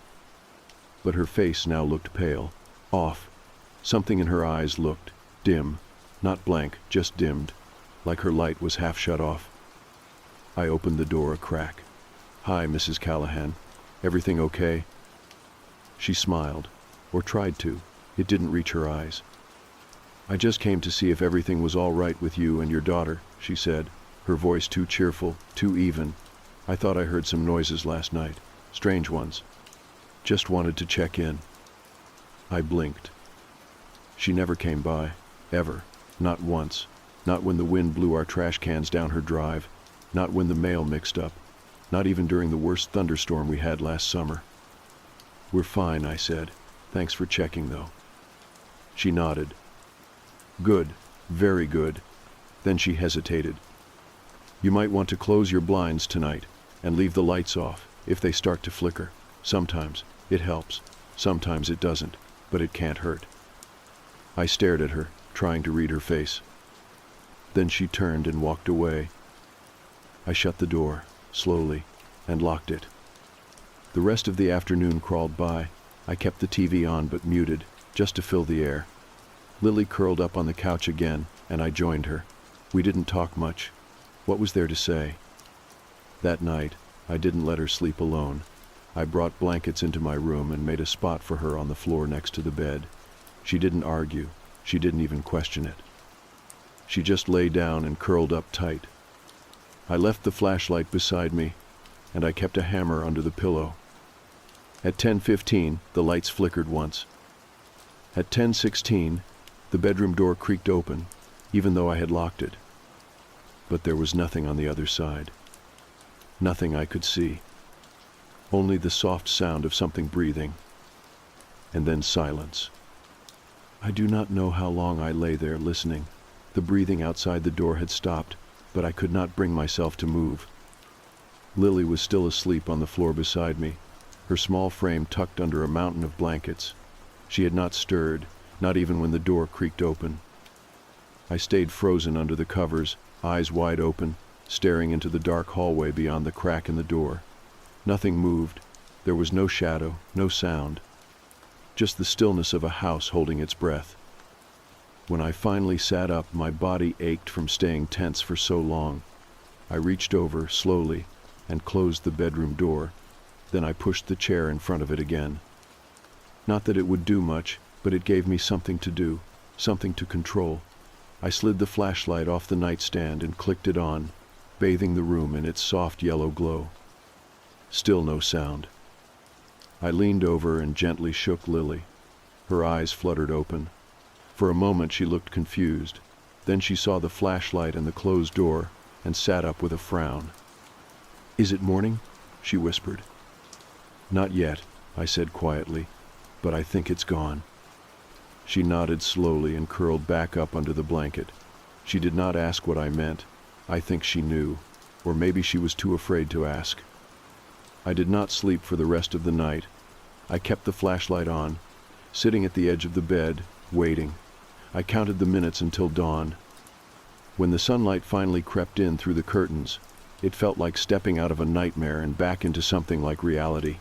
I waited until the sun was fully up before I moved. I let Lily sleep. She needed it. I went downstairs and walked through the house slowly, checking every room.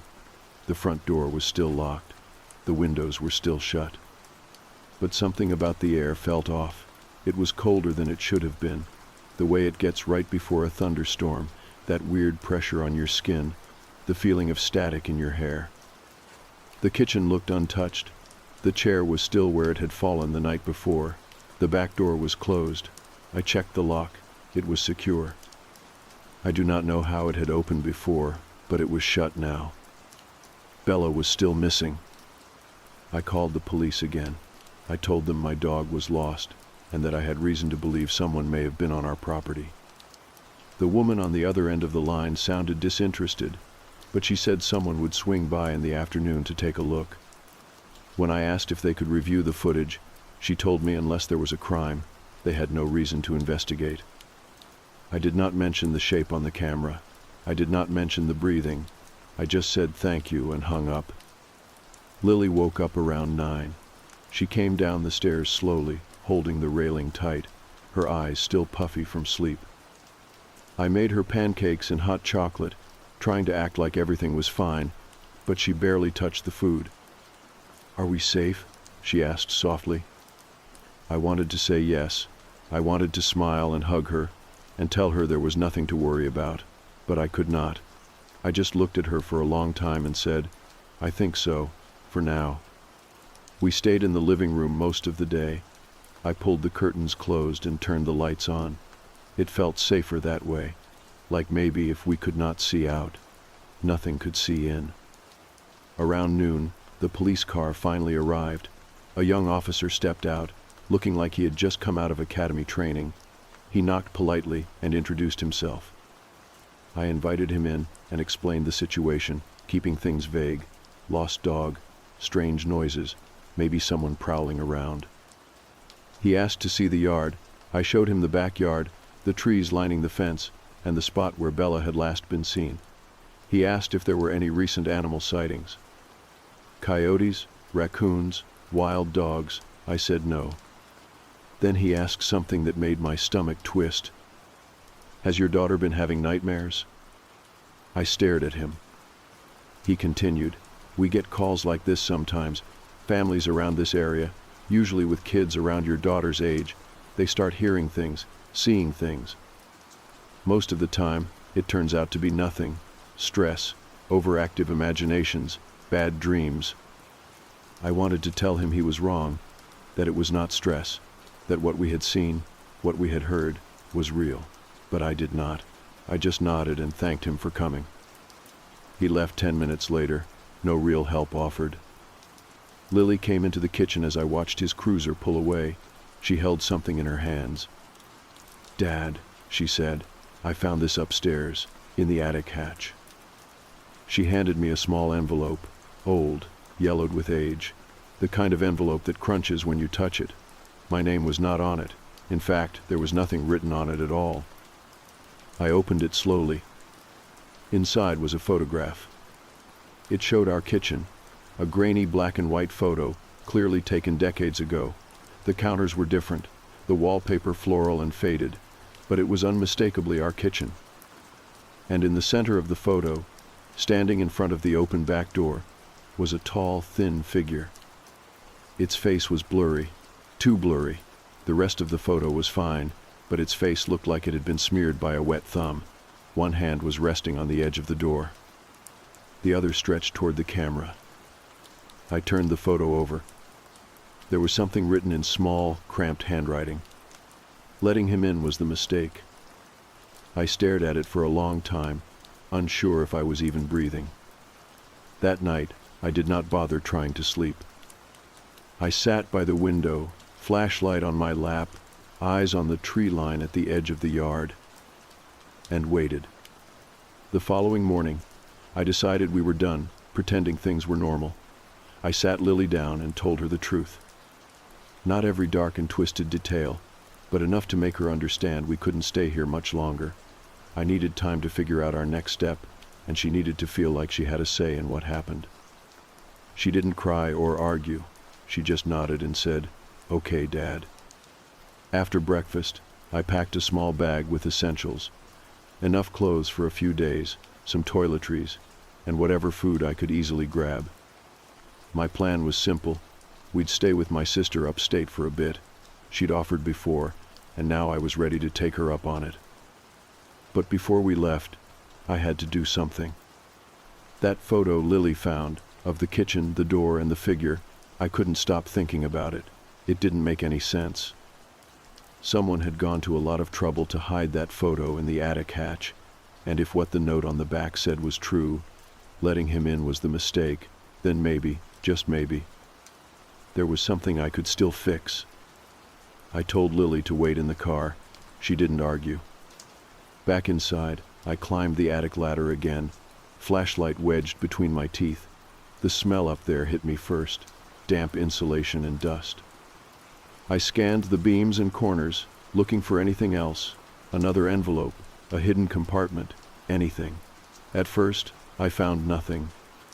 Then I spotted a wooden crate tucked in the far corner, almost hidden behind old boxes and a broken lamp.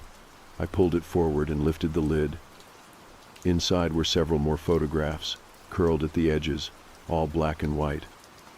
Each one showed a different part of the house, the living room, the hallway, the staircase, but always, always, with the same figure present, sometimes in the distance, standing in a doorway. Sometimes up close, barely out of frame, always watching, always reaching. I flipped through them until I found one that made my breath catch in my throat. It was Lily's room. Same curtains, same bed, same pattern on the wallpaper, and there, just outside the window, the shape, standing in the garden, looking in. This thing had been coming here long before we moved in, before we ever stepped foot on this property, maybe before the previous owners, maybe even longer than that. I set the photo down and looked back at the attic floor.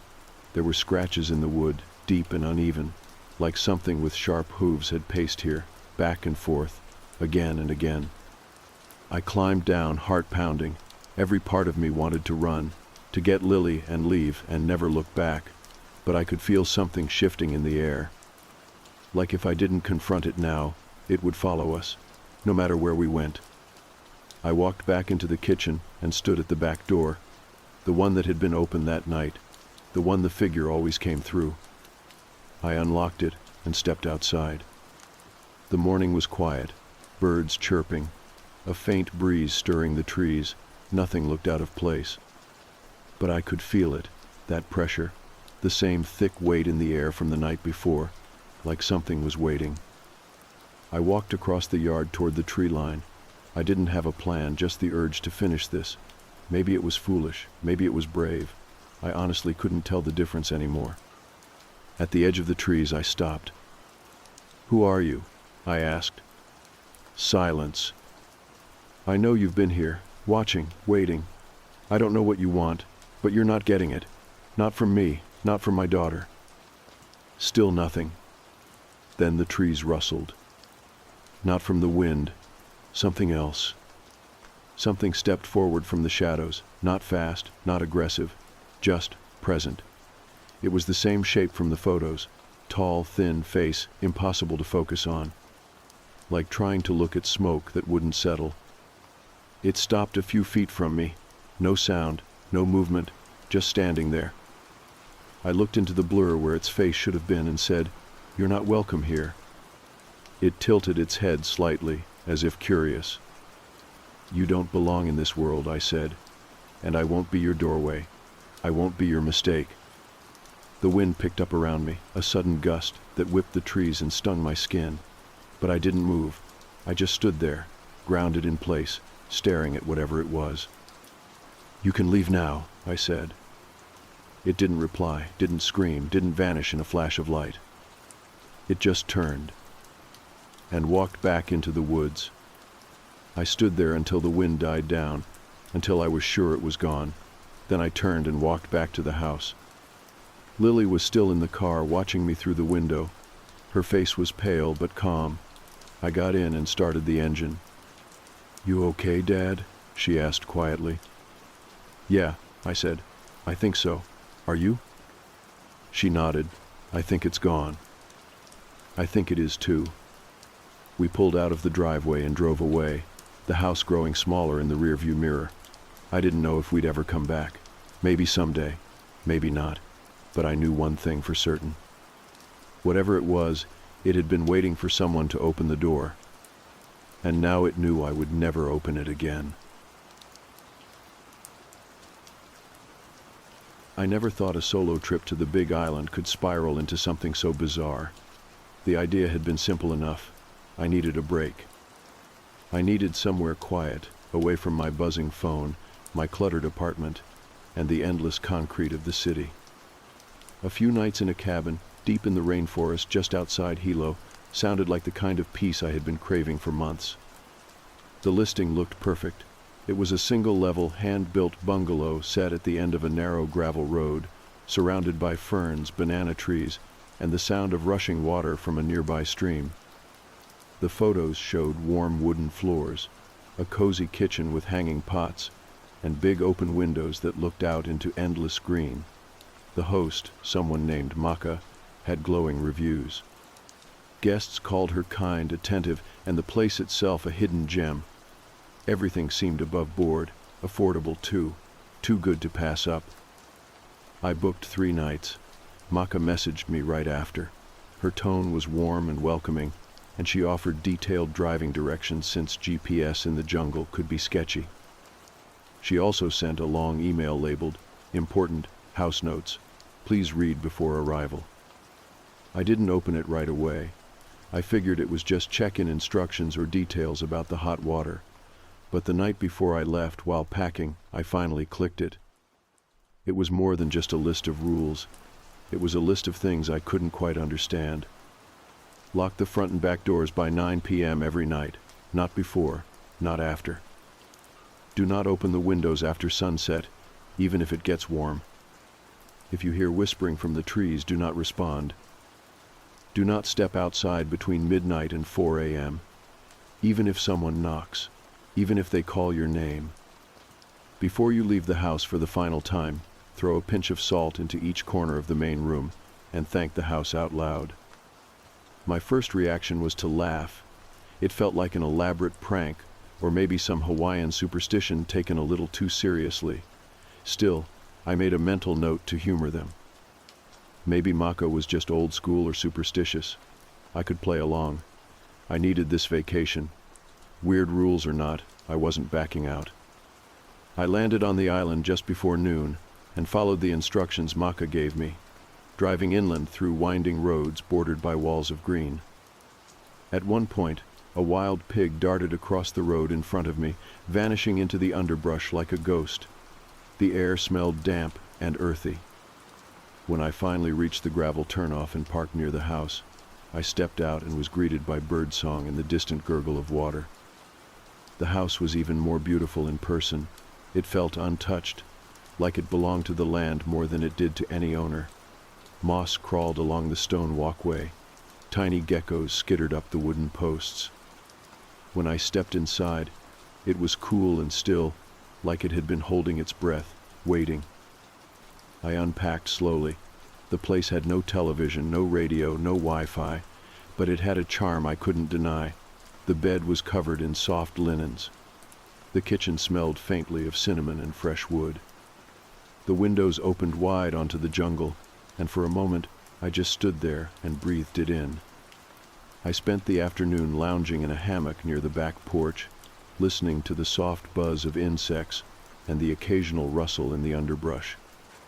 At one point, I thought I heard a laugh, light and distant, from somewhere beyond the trees, but when I sat up, it was gone. As dusk settled in, I remembered the rules. 9 p.m. exactly, not before, not after. I didn't want to admit it, but I was a little nervous.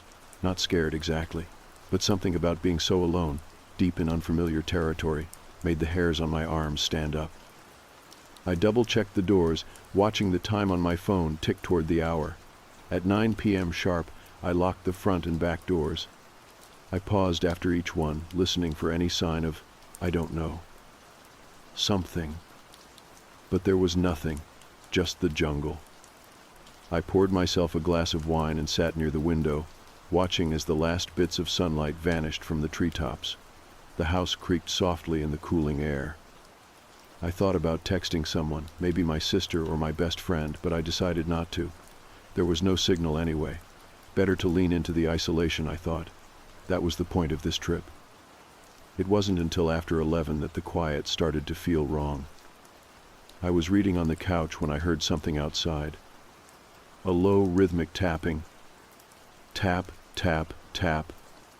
Not loud, just soft enough to make you wonder if it was real. It was coming from the back porch, near the screen door. I froze, book still in my hands, and strained to hear. Tap, tap, tap. My heart started to race. I put the book down slowly and walked to the kitchen window, careful not to make a sound. I leaned just enough to peer toward the back porch. Nothing. The screen door wasn't moving. No one was standing there. But the noise came again, clear as anything. Tap, tap, tap. I backed away from the window, my mouth suddenly dry. Don't open the windows after sunset. Don't step outside between midnight and 4 a.m., even if someone knocks, even if they call your name. I wasn't near midnight yet. It was only 11:30, but I couldn't ignore the creeping sense that something was wrong. I shut all the blinds, turned off the porch light, and sat back on the couch with my legs curled under me. I tried to read again, but the tapping returned. This time from the front door. I did not move. It went on for nearly 10 minutes, then silence. That night, I did not sleep well. I lay under the sheets with the windows closed tight and listened to every creak, every whisper of wind through the trees. At one point, I could swear I heard someone walking across the porch, slow and barefoot. The boards creaked gently beneath invisible feet. But when I looked in the morning, nothing was disturbed. Still, I knew something had changed. The house felt heavier, like it had seen me hesitate, like it was waiting to see what I would do next. And in the living room, on the windowsill, was something I hadn't noticed before. A small bundle of twine, tied with a knot I couldn't recognize. I hadn't seen it the day before, and I knew I hadn't put it there. I didn't touch the bundle of twine. I don't know why, but just the sight of it made my stomach twist. It was so small and neat, like someone had taken their time tying it just right, then placed it there for me to find. I stared at it for a long time that morning, arms crossed over my chest, trying to remember if I had overlooked it the day before, but I was certain it hadn't been there. I'd sat on that very couch, sipped my wine, read from that exact spot. The window had been bare. Now this thing sat dead center on the sill. I grabbed a clean mug and poured myself coffee with a shaking hand. The inside of the cabin felt off again. That thickness in the air was back, not heavy exactly, but like the pressure just before a storm. The kind that makes your ears pop and the back of your neck itch. Even the birds outside seemed quieter. I took a few steps away from the living room, not letting my eyes leave the little bundle. When I finally broke the stare, I backed into the kitchen and took my coffee out to the porch, trying to pretend that everything was fine. I made it a rule not to think about it. The twine, the tapping last night, even the knocking. I convinced myself it had to be the wind, or maybe an animal brushing up against the door. The jungle was full of life. It could have been anything. But that rule was broken the second I stepped off the porch and walked the short path around the side of the house. Because I found something else. Near the base of the old mango tree, not far from where I had parked, I saw footprints. Not boot prints. Not anything like my own. These were bare feet, narrow and long, pressed into the muddy soil as if someone had stood there for a long time.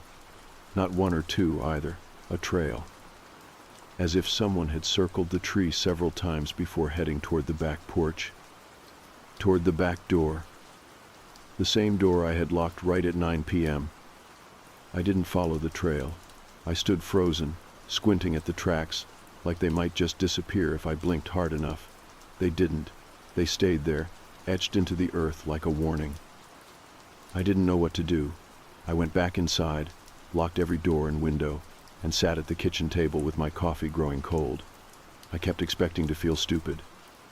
Like eventually I'd realize it had all been a misunderstanding, or that I was overreacting, but the sense of dread just grew stronger. That feeling like the house was watching me had returned, and now it was sitting in my chest like a stone. I decided to stay inside the rest of the day. I had brought books and a small notebook, hoping I'd spend my time journaling or planning out the next few months of my life. But instead I just sat in silence, listening. I couldn't bring myself to play music or even watch something on my phone. It didn't feel right. Any noise seemed like it would disturb something that was better left undisturbed. When the sun began to sink behind the canopy again, I checked the time every few minutes. I was not going to miss the 9 p.m. lock this time. At 8:30, I went around the house, making sure everything was closed and bolted. At 8:50, I stood by the front door with the key in hand, watching the seconds tick by on my phone. At exactly 9 p.m., I turned the lock. Then I turned the back lock.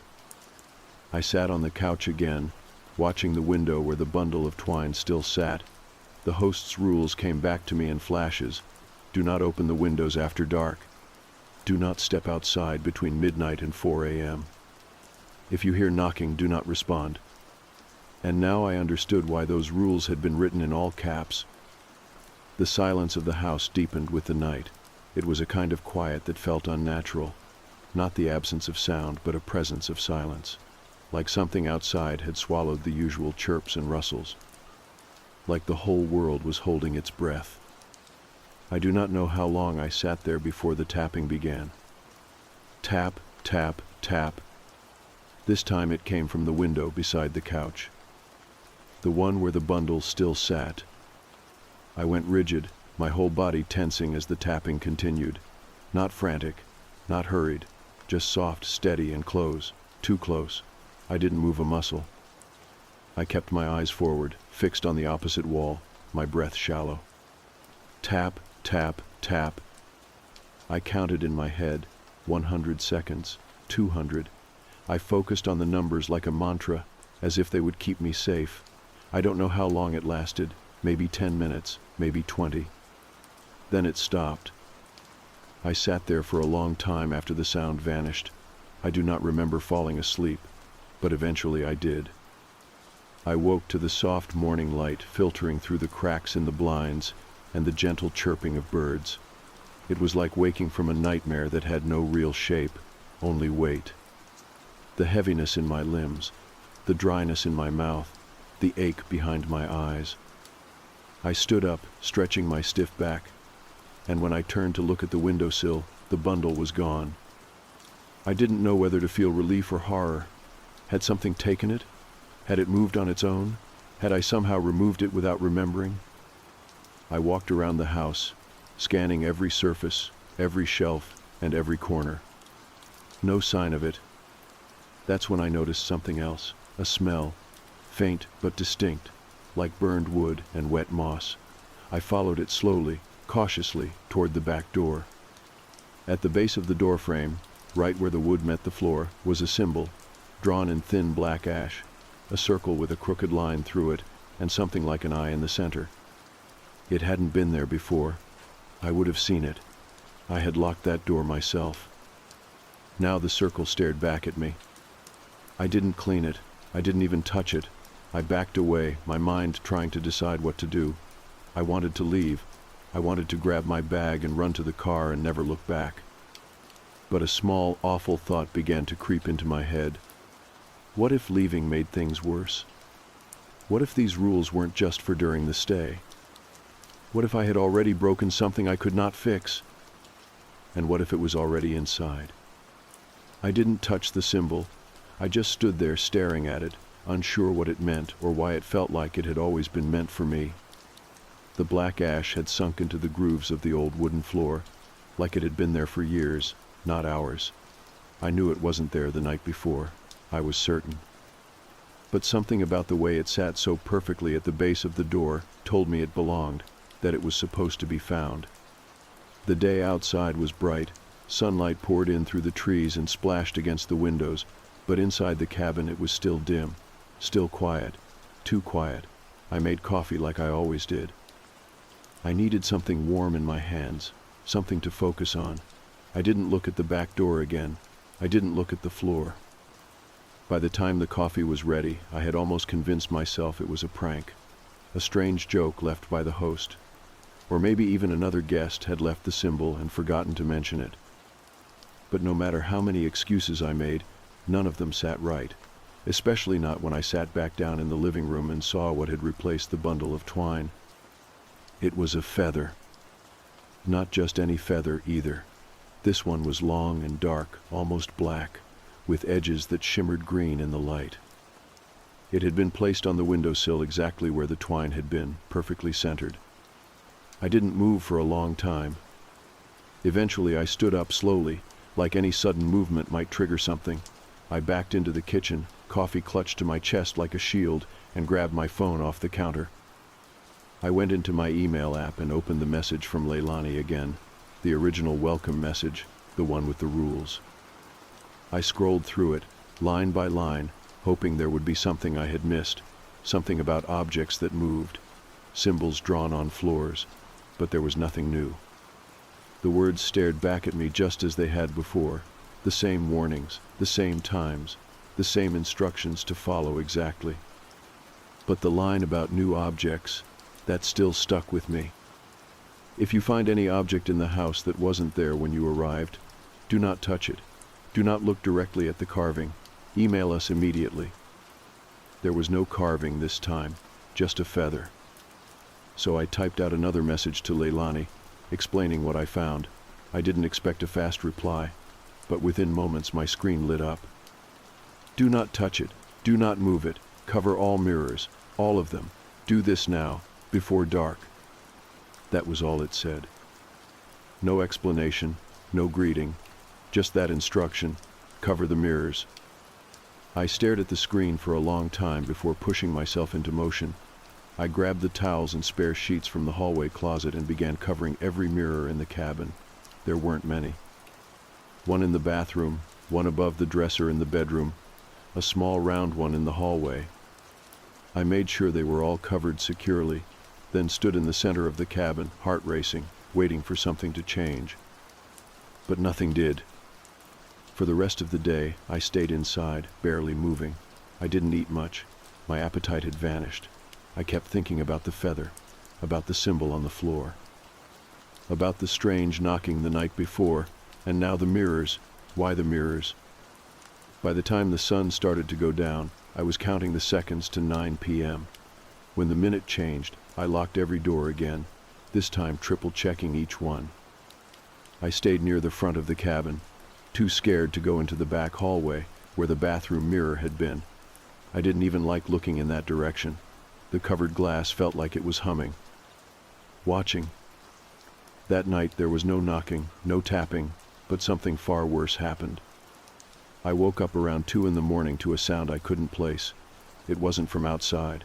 It wasn't from the windows. It was behind me, inside the room. The cabin was pitch black. The lights were off, and I hadn't turned on any night lights. But even in the dark, I could feel it. A presence. Something standing close to my bed, just past my shoulder. I remembered the rule. If you wake up and feel like you're being watched, do not move. Wait until it passes. So I lay there, absolutely still. I focused on my breathing, which had started to shake. My chest rose and fell in shallow movements, each one a struggle not to tremble. I kept my eyes closed, even though every part of me screamed to look. I wanted to know what it was. I wanted to see it, but I didn't dare. And then, it spoke. A whisper, right at the edge of my ear. So soft, I thought I might be imagining it. But it came again. "You're almost ready." That was all it said. I nearly screamed. My hands balled into fists beneath the covers, trying not to flinch, not to react. I waited. Seconds ticked by. Minutes. The pressure in the room stayed, thick and suffocating. The presence didn't move. I could feel it there, not breathing, just watching. Then slowly, finally, the feeling began to fade. The air shifted, the weight lifted, the room felt like a room again, not a trap. And I finally let myself open my eyes. The space beside the bed was empty. But the bathroom door was open. I know I had closed it. I know I had locked it, even though it was just me in the cabin. Now it stood wide open, and the towel I had placed over the mirror was on the floor.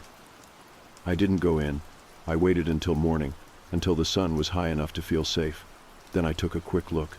The mirror was bare, and on its surface, in faint smudged lines, was a handprint. Too large to be mine. I packed my bags that morning. Every bone in my body told me to leave, that whatever this was had gone far enough. But when I checked my phone for a ride, no signal came through. I tried calling a car, tried messaging Leilani again, but the service was completely gone. My phone wouldn't even refresh the weather. I was stuck, for now. I sat back on the couch, staring at the front door, listening again, hoping it would stay quiet until morning. But I already knew something had changed. Whatever was outside last night had stepped inside, and now it was waiting for me to do the wrong thing. I didn't sleep at all the night after the mirror incident. I tried, but every time I closed my eyes, that voice came back. "You're almost ready." Those 3 words rolled through my head like waves, crashing over whatever calm I tried to rebuild. I lay there, staring at the ceiling, thinking about the open bathroom door, the handprint, and the voice that sounded far too close to belong to a dream. I stayed awake until sunlight pushed its way through the slats in the window blinds. The cabin looked normal in the morning light. That was almost the worst part. The more terrifying things became at night, the more harmless everything looked during the day, like the house was pretending, playing nice until it got dark enough to let its real face show. I moved carefully through the rooms. I didn't bother making coffee. I didn't feel like eating. I just checked the windows, checked the doors, and most of all, checked the mirrors. All of them were still covered, even the one in the bathroom. I had gone back in with trembling hands and put the towel back up, refusing to look into the glass. I wasn't about to see what was hiding behind my reflection. By mid-morning, I finally got a signal again. I wasted no time messaging Leilani, letting her know what had happened. I typed out everything: the voice, the towel on the floor, the handprint. Her reply was brief. "Stay calm. If you're still hearing it, do not respond. No matter what it says, you'll be able to leave soon. Just follow every rule." That was it. No details, no comfort. Just a cold reassurance that something worse was coming, and I had to survive it. I wanted to demand more. I wanted answers. But some part of me already knew that asking wouldn't help. Whatever this thing was, Leilani couldn't stop it. She could only help me not make it worse. I spent the rest of the day pacing the cabin, refusing to go outside. The jungle around the house had started to feel less like a retreat and more like a trap. The trees loomed taller than I remembered, their branches tangled like claws. The silence outside felt thicker too, like the world was holding its breath. By the time evening rolled around, I was a nervous wreck. I locked every door again at exactly 9 o'clock and double-checked the windows. I even pushed a dresser in front of the back door just in case. I knew it wouldn't stop anything if it really wanted in, but it made me feel slightly better. Slightly. I tried to distract myself by turning on a movie, but I couldn't focus. The moment the sky went dark, the unease settled over me like a weighted blanket. I sat on the edge of the couch, every muscle tense, listening for something, anything. It didn't take long. Around midnight, the tapping started. Not on the windows, not on the doors, but from inside the house, light, soft taps, like fingernails on wood. I froze, barely breathing, trying to figure out where it was coming from. I stood slowly, each step cautious as I moved through the cabin. The sound led me to the hallway, then to the bedroom. Then I realized. It was coming from behind the mirror. Not the mirror in the bathroom, the one in the bedroom, the tall rectangular one leaning against the wall, still covered with a thick sheet. I could see the fabric moving slightly. Just a ripple, like something was pressing gently against it from the other side. I didn't move closer. I didn't uncover it. I just stared. The tapping stopped. In its place came something far worse. A whisper. Not in my ear this time. It came from behind the mirror, muffled like a voice through a wall. "Let me out." My heart slammed into my ribs. I took a step back, then another, until I hit the edge of the door frame. My legs felt weak. I clutched the frame for support, trying not to collapse. The whisper came again. "Let me out, please."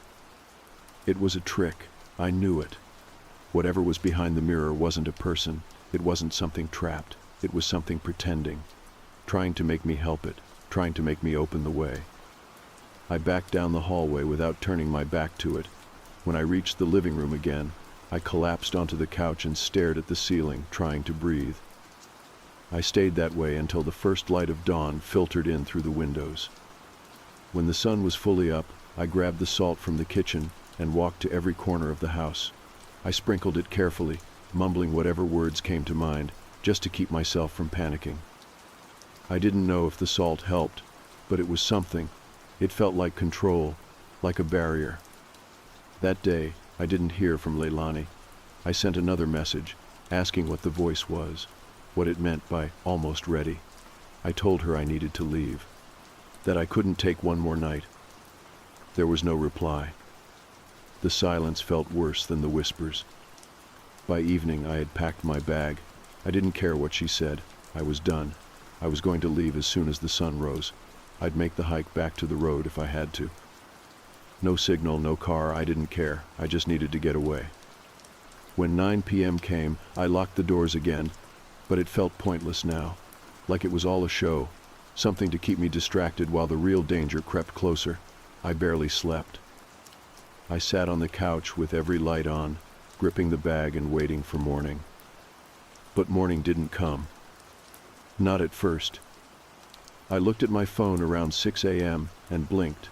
It still read 3:24. I waited. 5 minutes, 10, then 30. The sky outside never changed. The light never came. I checked my phone again. Still 3:24. That was when I realized. Time had stopped, and whatever was in the house with me was no longer pretending. It didn't need to knock anymore. It didn't need to whisper. Now it was just waiting for me to make a mistake. The clock still read 3:24. I checked it again, then again, still 3:24. It had been nearly 2 hours since I noticed, and nothing outside the windows had changed. The sky was stuck in that eerie pre-dawn haze, frozen in a colorless gray, like the sun was refusing to rise. The air in the house had grown still, too still, and the walls around me no longer felt like they belonged to a building. They felt like a mouth, sealed shut, holding me inside. I tried the front door again, still locked. No matter how hard I pulled, the handle refused to turn. It was like the house itself had decided I wasn't allowed to leave. I even tried a chair against the window, thinking maybe I could break the glass, but the moment I raised the chair over my head, a sharp ringing pierced my ears. Not from the house, not from the glass, but from inside my head. A high-pitched tone that made me drop the chair and double over in pain. It stopped as soon as I gave up, like it was warning me, like it was saying, "Try that again and see what happens." I backed away from the window and stumbled into the living room, holding my head in my hands. My ears were still ringing, but more than that, my heart felt hollow. Not just fear anymore, dread. I was starting to realize something. The rules weren't meant to keep me safe. They were tests. I pulled out my phone, praying again for service, but there was nothing. No bars, no Wi-Fi, just the frozen time and the creeping sense that I was no longer entirely in the world I came from. That was when the lights went out. All of them. The overhead lights, the lamps, even the LED clock display on the oven. I stood in a vacuum of silence and darkness. My breathing was the only sound. Then I heard it again. The voice. "Look at me." Only now, it didn't sound like a whisper. It sounded like it was standing directly behind me. I froze. My heart stopped. The air pressed down on my back like a presence. "Look at me." I squeezed my eyes shut, fists clenched. I remembered the rule. Do not respond. Do not move. Do not look. The voice hissed again, closer this time. "You brought me back. You made it real." I backed away blindly, hands outstretched, bumping into the coffee table. My knee hit something hard and cold beneath the towel I had thrown over the carving days ago. I jerked away from it like it was burning me. That was when the air shifted. The towel fell to the ground. The carving was no longer a carving. It had changed. The figure now stood tall, twisted limbs, elongated head, its wooden body seeming to shimmer between shapes. Sometimes it looked like a person. Other times it looked like something trying to be a person. Its mouth hung open, the void inside darker than the room itself. I turned away, refusing to look directly at it. "You must complete it," the voice said. "Finish the circle. Finish what you started." That was when I understood. The salt. I had forgotten something. In my panic, in my rush to survive, I had followed the rules halfway, but I hadn't finished. The circle wasn't just about protection. It was a seal. And I had broken it. I ran to the kitchen, flipping drawers open, searching. My fingers finally closed around the half-used salt bag on the counter. I grabbed it and dropped to my knees. My heart pounded in my chest as I crawled toward the four corners of the cabin. I didn't care that the figure was watching. I didn't care that the voice followed me with every movement. I was going to finish the seal. I moved from corner to corner, laying thick lines of salt, whispering apologies to whatever I had disturbed. The house trembled around me. I could hear things moving in the walls now, scratching, skittering like long fingers dragging across wood, like something trapped trying to claw its way out. When I reached the final corner, the air dropped to freezing. My breath came out in white puffs. The figure stood in the center of the living room now, watching me, its head tilted, its mouth still open. I poured the last of the salt and whispered, "I'm done." The lights exploded back on. The carving snapped back to its original form, now lifeless wood once again. The walls groaned and settled. The air began to warm. And the clock finally changed. 3:25. Then 3:26. Time had resumed. I collapsed where I was, clutching the empty salt bag, my body trembling. The pressure was gone. The presence was gone. I could feel it. The house had let go of me. I didn't waste another second. I threw everything I owned into my bag, flung the door open, and ran out into the morning light. The jungle was quiet again, peaceful, real. I didn't look back. Not once. It took me nearly an hour to find the trail back to the road.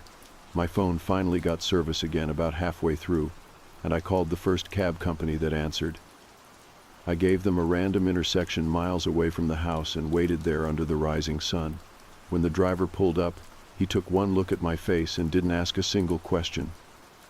I never reported the house. I never wrote a review. I never tried to contact Leilani again. A few weeks later, I checked the listing, gone, just like that, as if it had never been there. But every now and then, I still get emails. They never say anything more than a few words. Most are just, "You remember." But the last one chilled me to my core. It simply said, "The circle is never truly closed." I blocked the sender. I deleted the messages. I tried to move on. But sometimes, late at night, I still hear it. Not knocking. Not a whisper. But the soft rustle of something stepping through salt. And I pray I never forgot a corner. Because I know now I was never alone in that house. And if I ever hear the voice again, saying, "Look at me," I don't know if I'll have the strength not to obey.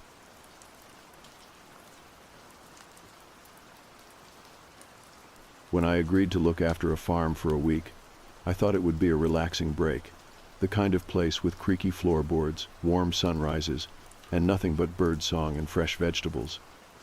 A small family operation just outside of a town called Birch Lake, nestled between a pine forest and rolling green hills. I had no idea what I was signing up for. The family, called the Lennoxes, were kind enough. I met them once before they left for their annual July trip to visit relatives in Alberta. They were friendly but seemed rushed. Their smiles didn't quite reach their eyes. I figured they were just stressed about leaving the place behind. I mean, it was still a working farm, even if small. They paid me $1,000 up front and promised the other half when they returned. All I had to do was feed the animals, water the garden, stock the little roadside stall, and make sure the irrigation system kept working. That, and follow a few instructions they left in a sealed envelope on the kitchen table.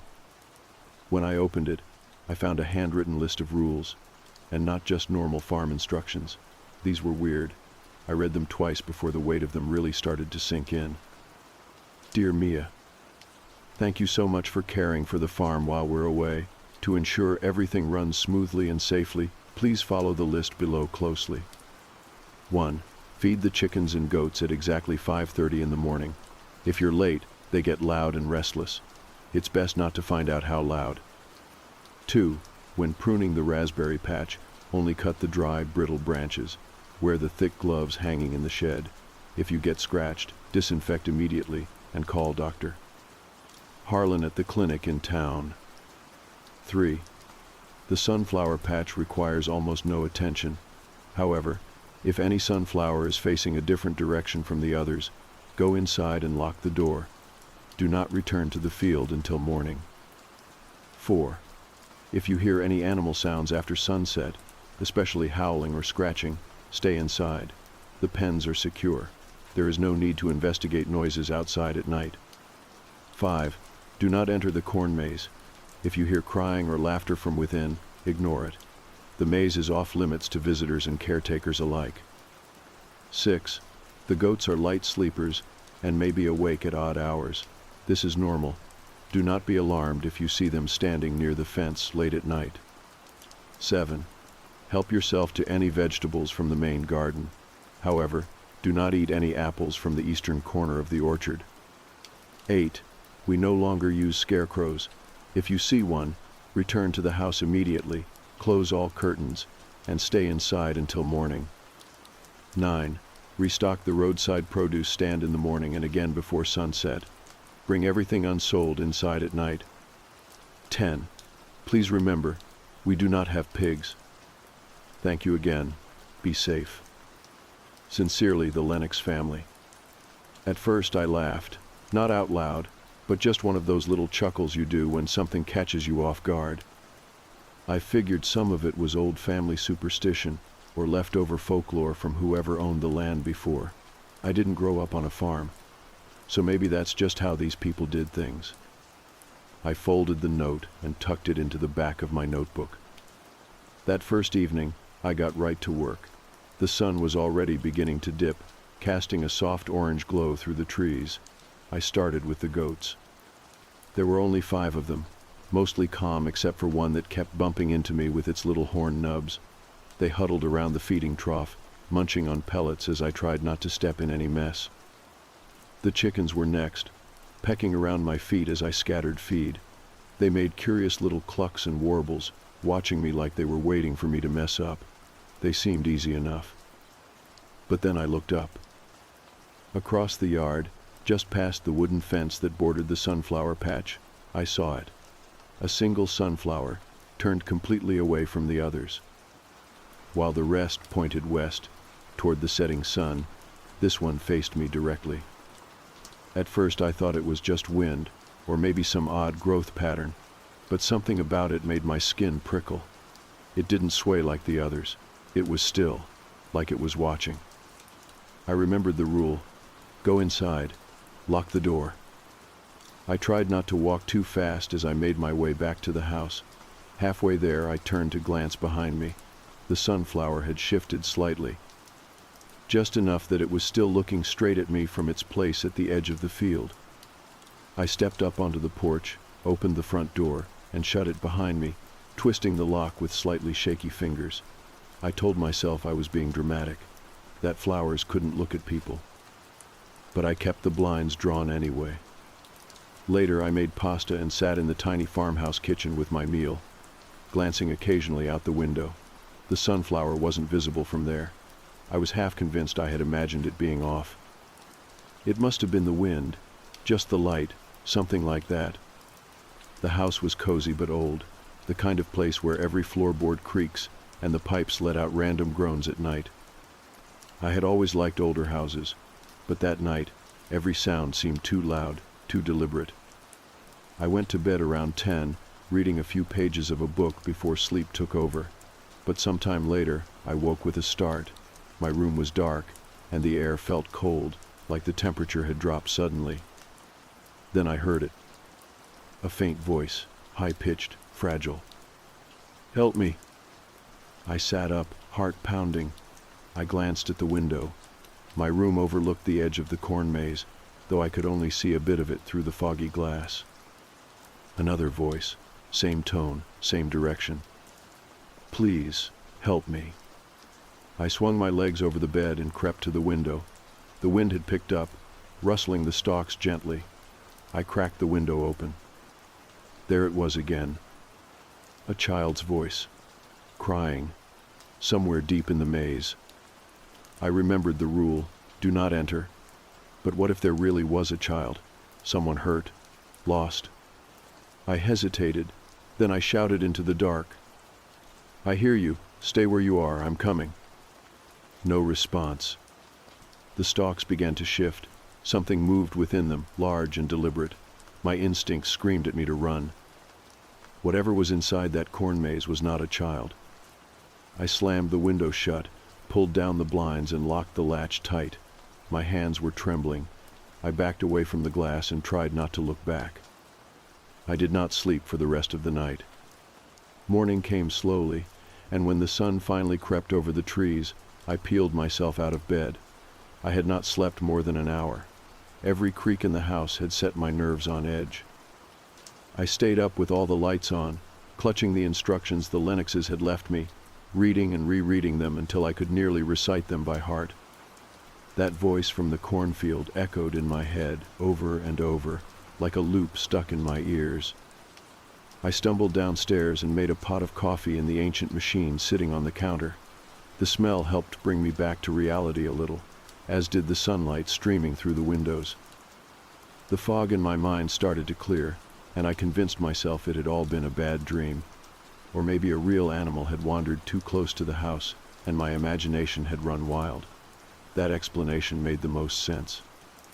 Or at least, it was the one I needed to believe. By 5:30, I was outside with a bucket of feed for the goats. They were already waiting by the fence, bleating impatiently. The smallest one, with a white patch on its forehead, pushed at the others to get closer to me. I fed them quickly and kept an eye on the woods behind them. Everything looked normal, but I did not let my guard down. The chickens were their usual loud and scatterbrained selves, flapping around as I tossed feed across the pen. Nothing seemed out of place. and I started to feel like maybe I had made a big deal out of nothing the night before. I finished the chores without incident and stocked the farm stand near the road with fresh squash, zucchini, and a few jars of preserves I had found in the cellar. Still, I avoided looking at the corn maze. I did not even glance toward it. Later that morning, I walked out to the raspberry patch with pruning shears and the thick gloves the Lennoxes had left hanging in the shed. The air smelled earthy and sweet, and the raspberries were a deep red, plump and ripe. I trimmed away the dry, woody branches just like the note said, tossing them into a pile near the fence. At one point, a thorn sliced through the glove and scraped my knuckle. I hissed and dropped the shears, pulling off the glove to examine the cut. It was shallow, but the memory of the rule surged through me. If you get scratched, call Dr. Harlan. I went inside and cleaned the wound with antiseptic from the bathroom cabinet.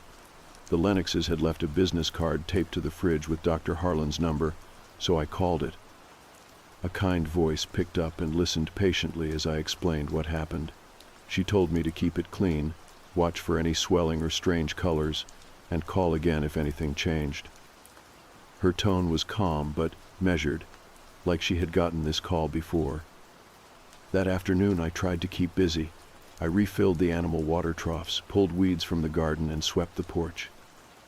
But even with the tasks to keep my hands busy, my mind kept wandering back to last night. That voice, the corn maze, the way the stalks had moved, too much, too fast. No part of it sat right with me. Around 4 in the afternoon, as the light grew golden again, I noticed something strange near the orchard. The apples on the eastern side were overripe, some of them drooping from the branches like they were too heavy for the trees. I remembered the rule clearly: do not eat the apples from that corner. But it did not say why. As I looked closer, I saw the bark of one of the trees was split open near its base. A thin black sap oozed from the crack, glistening in the sunlight. It smelled sharp, like vinegar and burnt wood. I backed away from it and decided I would not be going near that part of the orchard again. By sunset, I was inside, all the windows closed, doors locked, and curtains drawn. The house felt small and quiet, and I jumped every time the floor creaked. I ate a sandwich at the kitchen table and tried to watch something on my laptop to distract myself, but the signal out there was too weak. All I could do was sit in the silence and wait. It was close to 11 when I heard it again. A sound from the corn maze. This time, it was not a voice. It was rustling. Soft at first, then louder, like something was brushing past the stalks, moving steadily toward the edge of the field. I turned off all the lights and peered out through the gap in the curtains. The moon hung low and full over the field, casting everything in silver and gray. I could just make out the beginning of the corn maze. Something was standing at the entrance. I blinked hard, trying to make sense of what I was seeing. It was shaped like a person, but taller, thinner. Its limbs looked wrong, too long for its body, with fingers that curled too far. It stood completely still, just at the edge of the maze. Then it tilted its head. I dropped the curtain and backed away from the window, heart pounding. I did not go back to look again. I just slid to the floor, pulled my knees to my chest, and waited. I do not know how long I sat like that, staring at the door. At some point, I must have fallen asleep. When I woke up, the house was still and quiet. Morning light spilled through the curtains, warm and golden. The world looked normal again. But I knew what I had seen. I got up slowly, checking all the windows and locks. The animals were fine. Nothing had been disturbed. It was like nothing had happened. But when I looked out at the corn maze, something had changed. The entrance had moved. It was wider now. The rows of corn shifted, slightly different than before, like someone, or something, had pushed through and changed its shape. I decided I would not step foot near that part of the property again. And for the first time since I had arrived, I wondered if even $2,000 was worth staying until the end of the week. The next day started like the others, but something about it felt heavier. Maybe it was the sky, covered in a thick gray sheet of clouds that pressed low over the trees. Maybe it was the way the wind stayed completely still, like the whole farm was holding its breath. I fed the goats, who seemed more restless than usual, pushing and shoving each other for food. The chickens were oddly quiet, just pacing around the enclosure instead of pecking at the ground like they normally did. I stayed out of the orchard and the sunflower field entirely. I had no intention of tempting fate by getting closer to anything strange. I also avoided the corn maze, giving it a wide berth as I made my way toward the raspberry patch. The air there was still, but less tense than the rest of the property. I clipped a few more floricanes and harvested a small basket of berries, which I left near the porch to rinse and sort later. After lunch, I stocked the farm stand with fresh vegetables and a few eggs I had collected earlier. As I was arranging the produce, I noticed something on the chalkboard where the Lennoxes usually wrote messages to customers. There was a new message I had not written. "Thank you for staying overnight." The handwriting was rough, uneven, like it had been written by someone unfamiliar with how letters worked. My chest tightened. I backed away slowly, glancing around. The road was quiet, the trees unmoving. I erased the message without thinking and went back to the house, locking the door behind me. The next few hours passed in silence. I sat in the living room with the lights off, watching the front yard through the window. Nothing happened. No visitors, no sounds. Just the steady hum of silence stretching across the farm. It was almost worse than the noise. As evening rolled in, I followed my now established ritual. Lock the doors, shut the curtains, do not go outside. I made a sandwich, sat at the kitchen table, and tried to stay calm. My phone was nearly dead, and the charger I brought was back in the car. I decided I would grab it quickly before the sun fully disappeared behind the trees. I stepped outside, keeping the porch light on behind me. The car was parked about 30 feet away, beside the tool shed. The air felt different, cooler, still too quiet. I hurried to the car, yanked the door open, and grabbed the charger from the glove compartment. As I turned around, something caught my eye near the edge of the sunflower field. A figure. At first, I thought it was a scarecrow. It had the right shape, but we were not supposed to have any. That was one of the rules. I blinked hard, heart thudding in my chest. The figure did not move. It just stood there, partially hidden by the tall sunflowers. The fading light made it hard to tell if it was even facing me. I took a step backward. Then another. The figure still did not move, but I could feel something shift around me, like the air had gotten heavier, like whatever that thing was, it had noticed me. I turned and walked fast back to the house. I did not run. Running felt like it might trigger something, like it might come after me. Once inside, I locked the door and went straight to the window. I peeked through the curtain, back toward the sunflowers. The figure was gone. I backed away and sat on the floor for a long time, staring at nothing, my thoughts racing. That had not been there earlier, I would have noticed. That meant it had appeared since I came outside. Or worse, it had been watching me and only moved when I noticed it. The rules had said clearly, we do not use scarecrows anymore. If you see one, go inside and lock everything. I followed the rule. I was inside. The doors were locked. But that night, I could not sleep. Every shadow seemed deeper. Every floorboard creak made me jump. At one point, I thought I heard footsteps on the porch. Slow, deliberate, almost like pacing. I did not check. I stayed in my room, under the covers, trying to convince myself that nothing had changed. By morning, the world felt reset. The birds were chirping again. The sky had cleared. The wind returned. It was almost like the farm was pretending nothing strange had ever happened. I needed to feel grounded, so I went back to the raspberry patch and filled another basket. Then I sat on the porch, sorting through the fruit and separating the soft ones from the good ones. A part of me hoped doing something normal would bring back some sense of calm, but even then I kept glancing over at the sunflower field. Just in case. Later in the day, I went to the edge of the orchard with a bucket to collect windfall apples for composting. I avoided the northwest corner, staying close to the younger trees near the fence. As I was picking a few apples up off the ground, I heard a branch snap nearby. I froze. Then I heard the crunch of leaves, not a squirrel, something larger. I turned slowly and scanned the orchard. Nothing.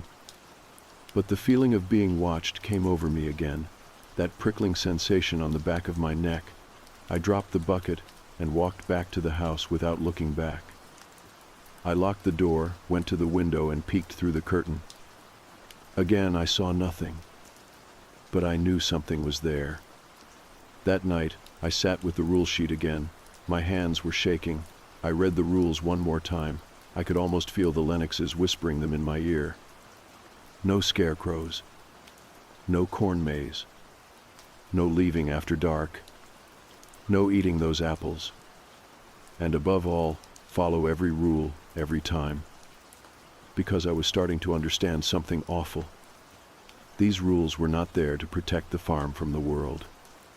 They were there to protect me from the farm. The next day began in silence, not the usual peaceful stillness of early morning on the farm, but an eerie, watchful quiet. I opened the back door slowly, peering out into the yard before stepping out. Everything looked normal. The goats stood by their fence waiting for food. The chickens milled around their coop. The sun was just beginning to peek over the trees, casting a soft light across the fields. But still, something felt wrong. I did my morning chores like usual, fed the animals, collected the eggs, checked the water lines. I stayed away from the sunflower field and made a wide arc around the orchard, avoiding the northwest corner like the rule instructed. My body moved through the motions, but my mind was distant, caught in the memory of last night, the sound of footsteps on the porch, that figure by the sunflowers. I thought about calling someone, a friend, the police, anyone, but what would I say? That I was seeing scarecrows that shouldn't be there? That a child's voice came from the corn maze in the middle of the night? I could already hear the laughter on the other end of the line. No one would take it seriously. Around midday, the clouds returned. Thick and low, they rolled in from the west, casting everything in a dull gray light. I worked faster, wanting to finish my afternoon tasks before it rained. As I carried a box of cucumbers to the farm stand, I paused. Something small and red caught my eye near the shed. It was a ribbon. Bright, silky, and tied in a bow.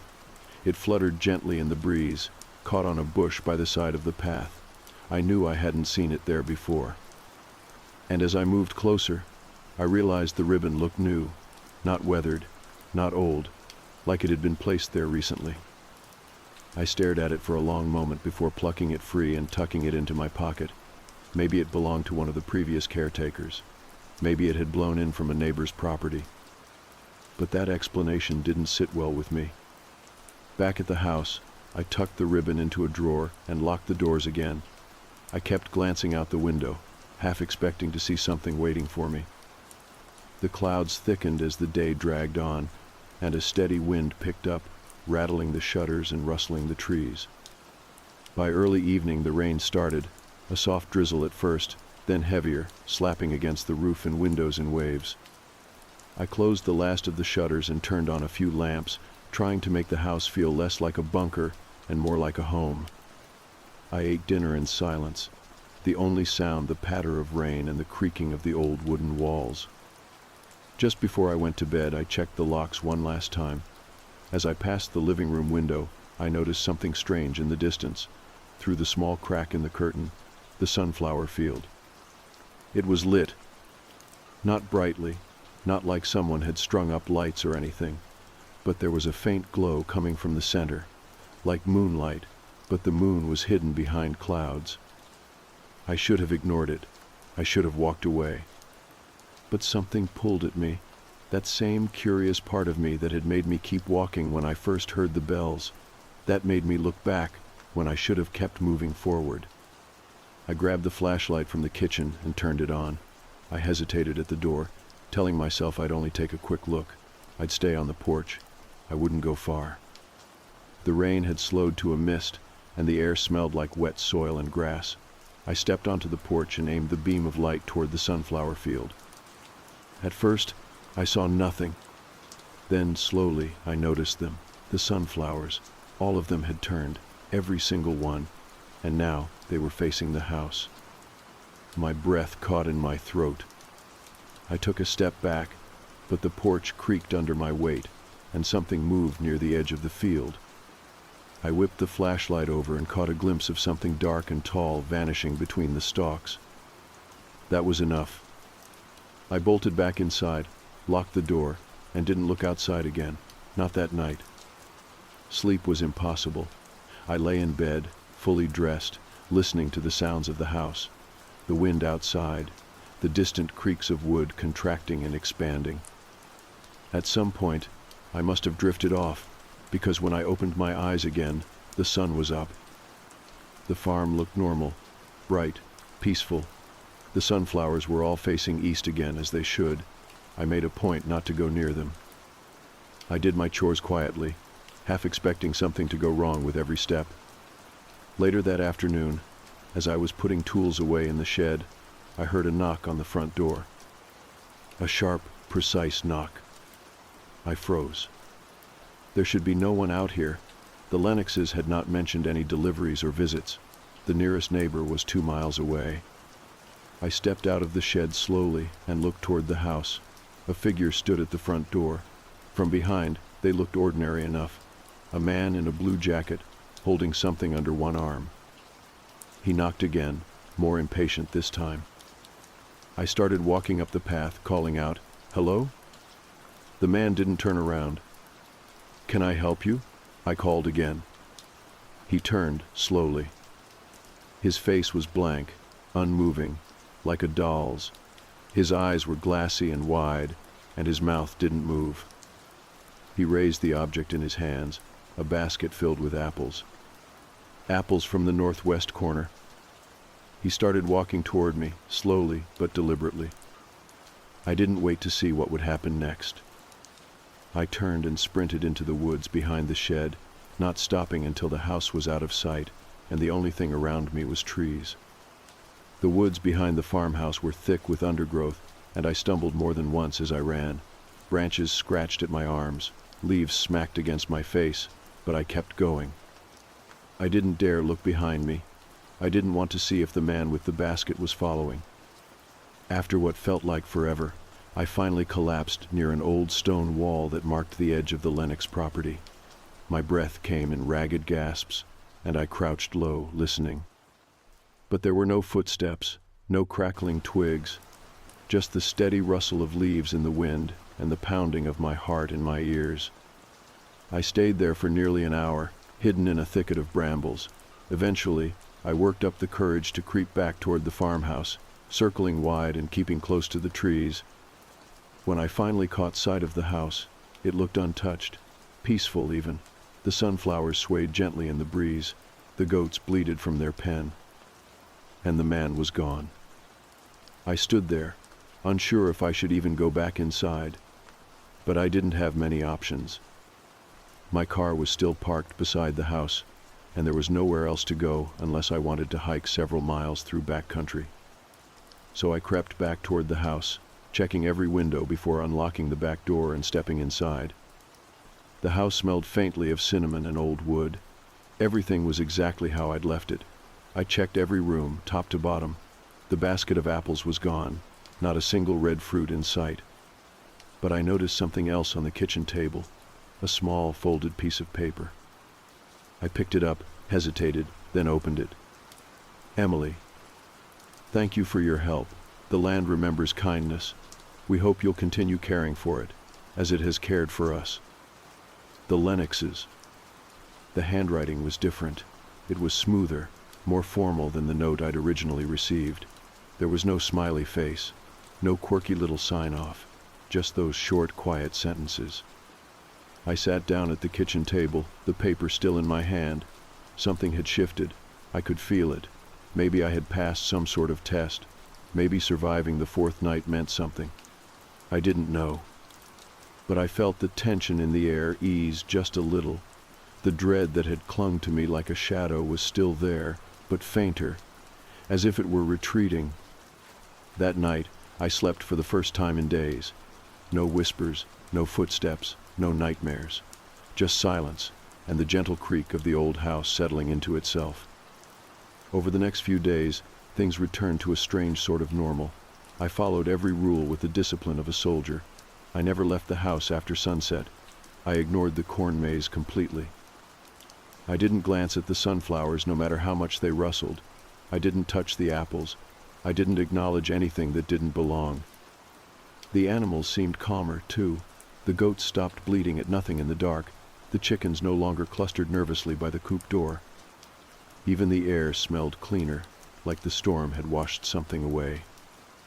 I kept thinking about that man with the basket, the way he had walked, the expression on his face, or lack of one.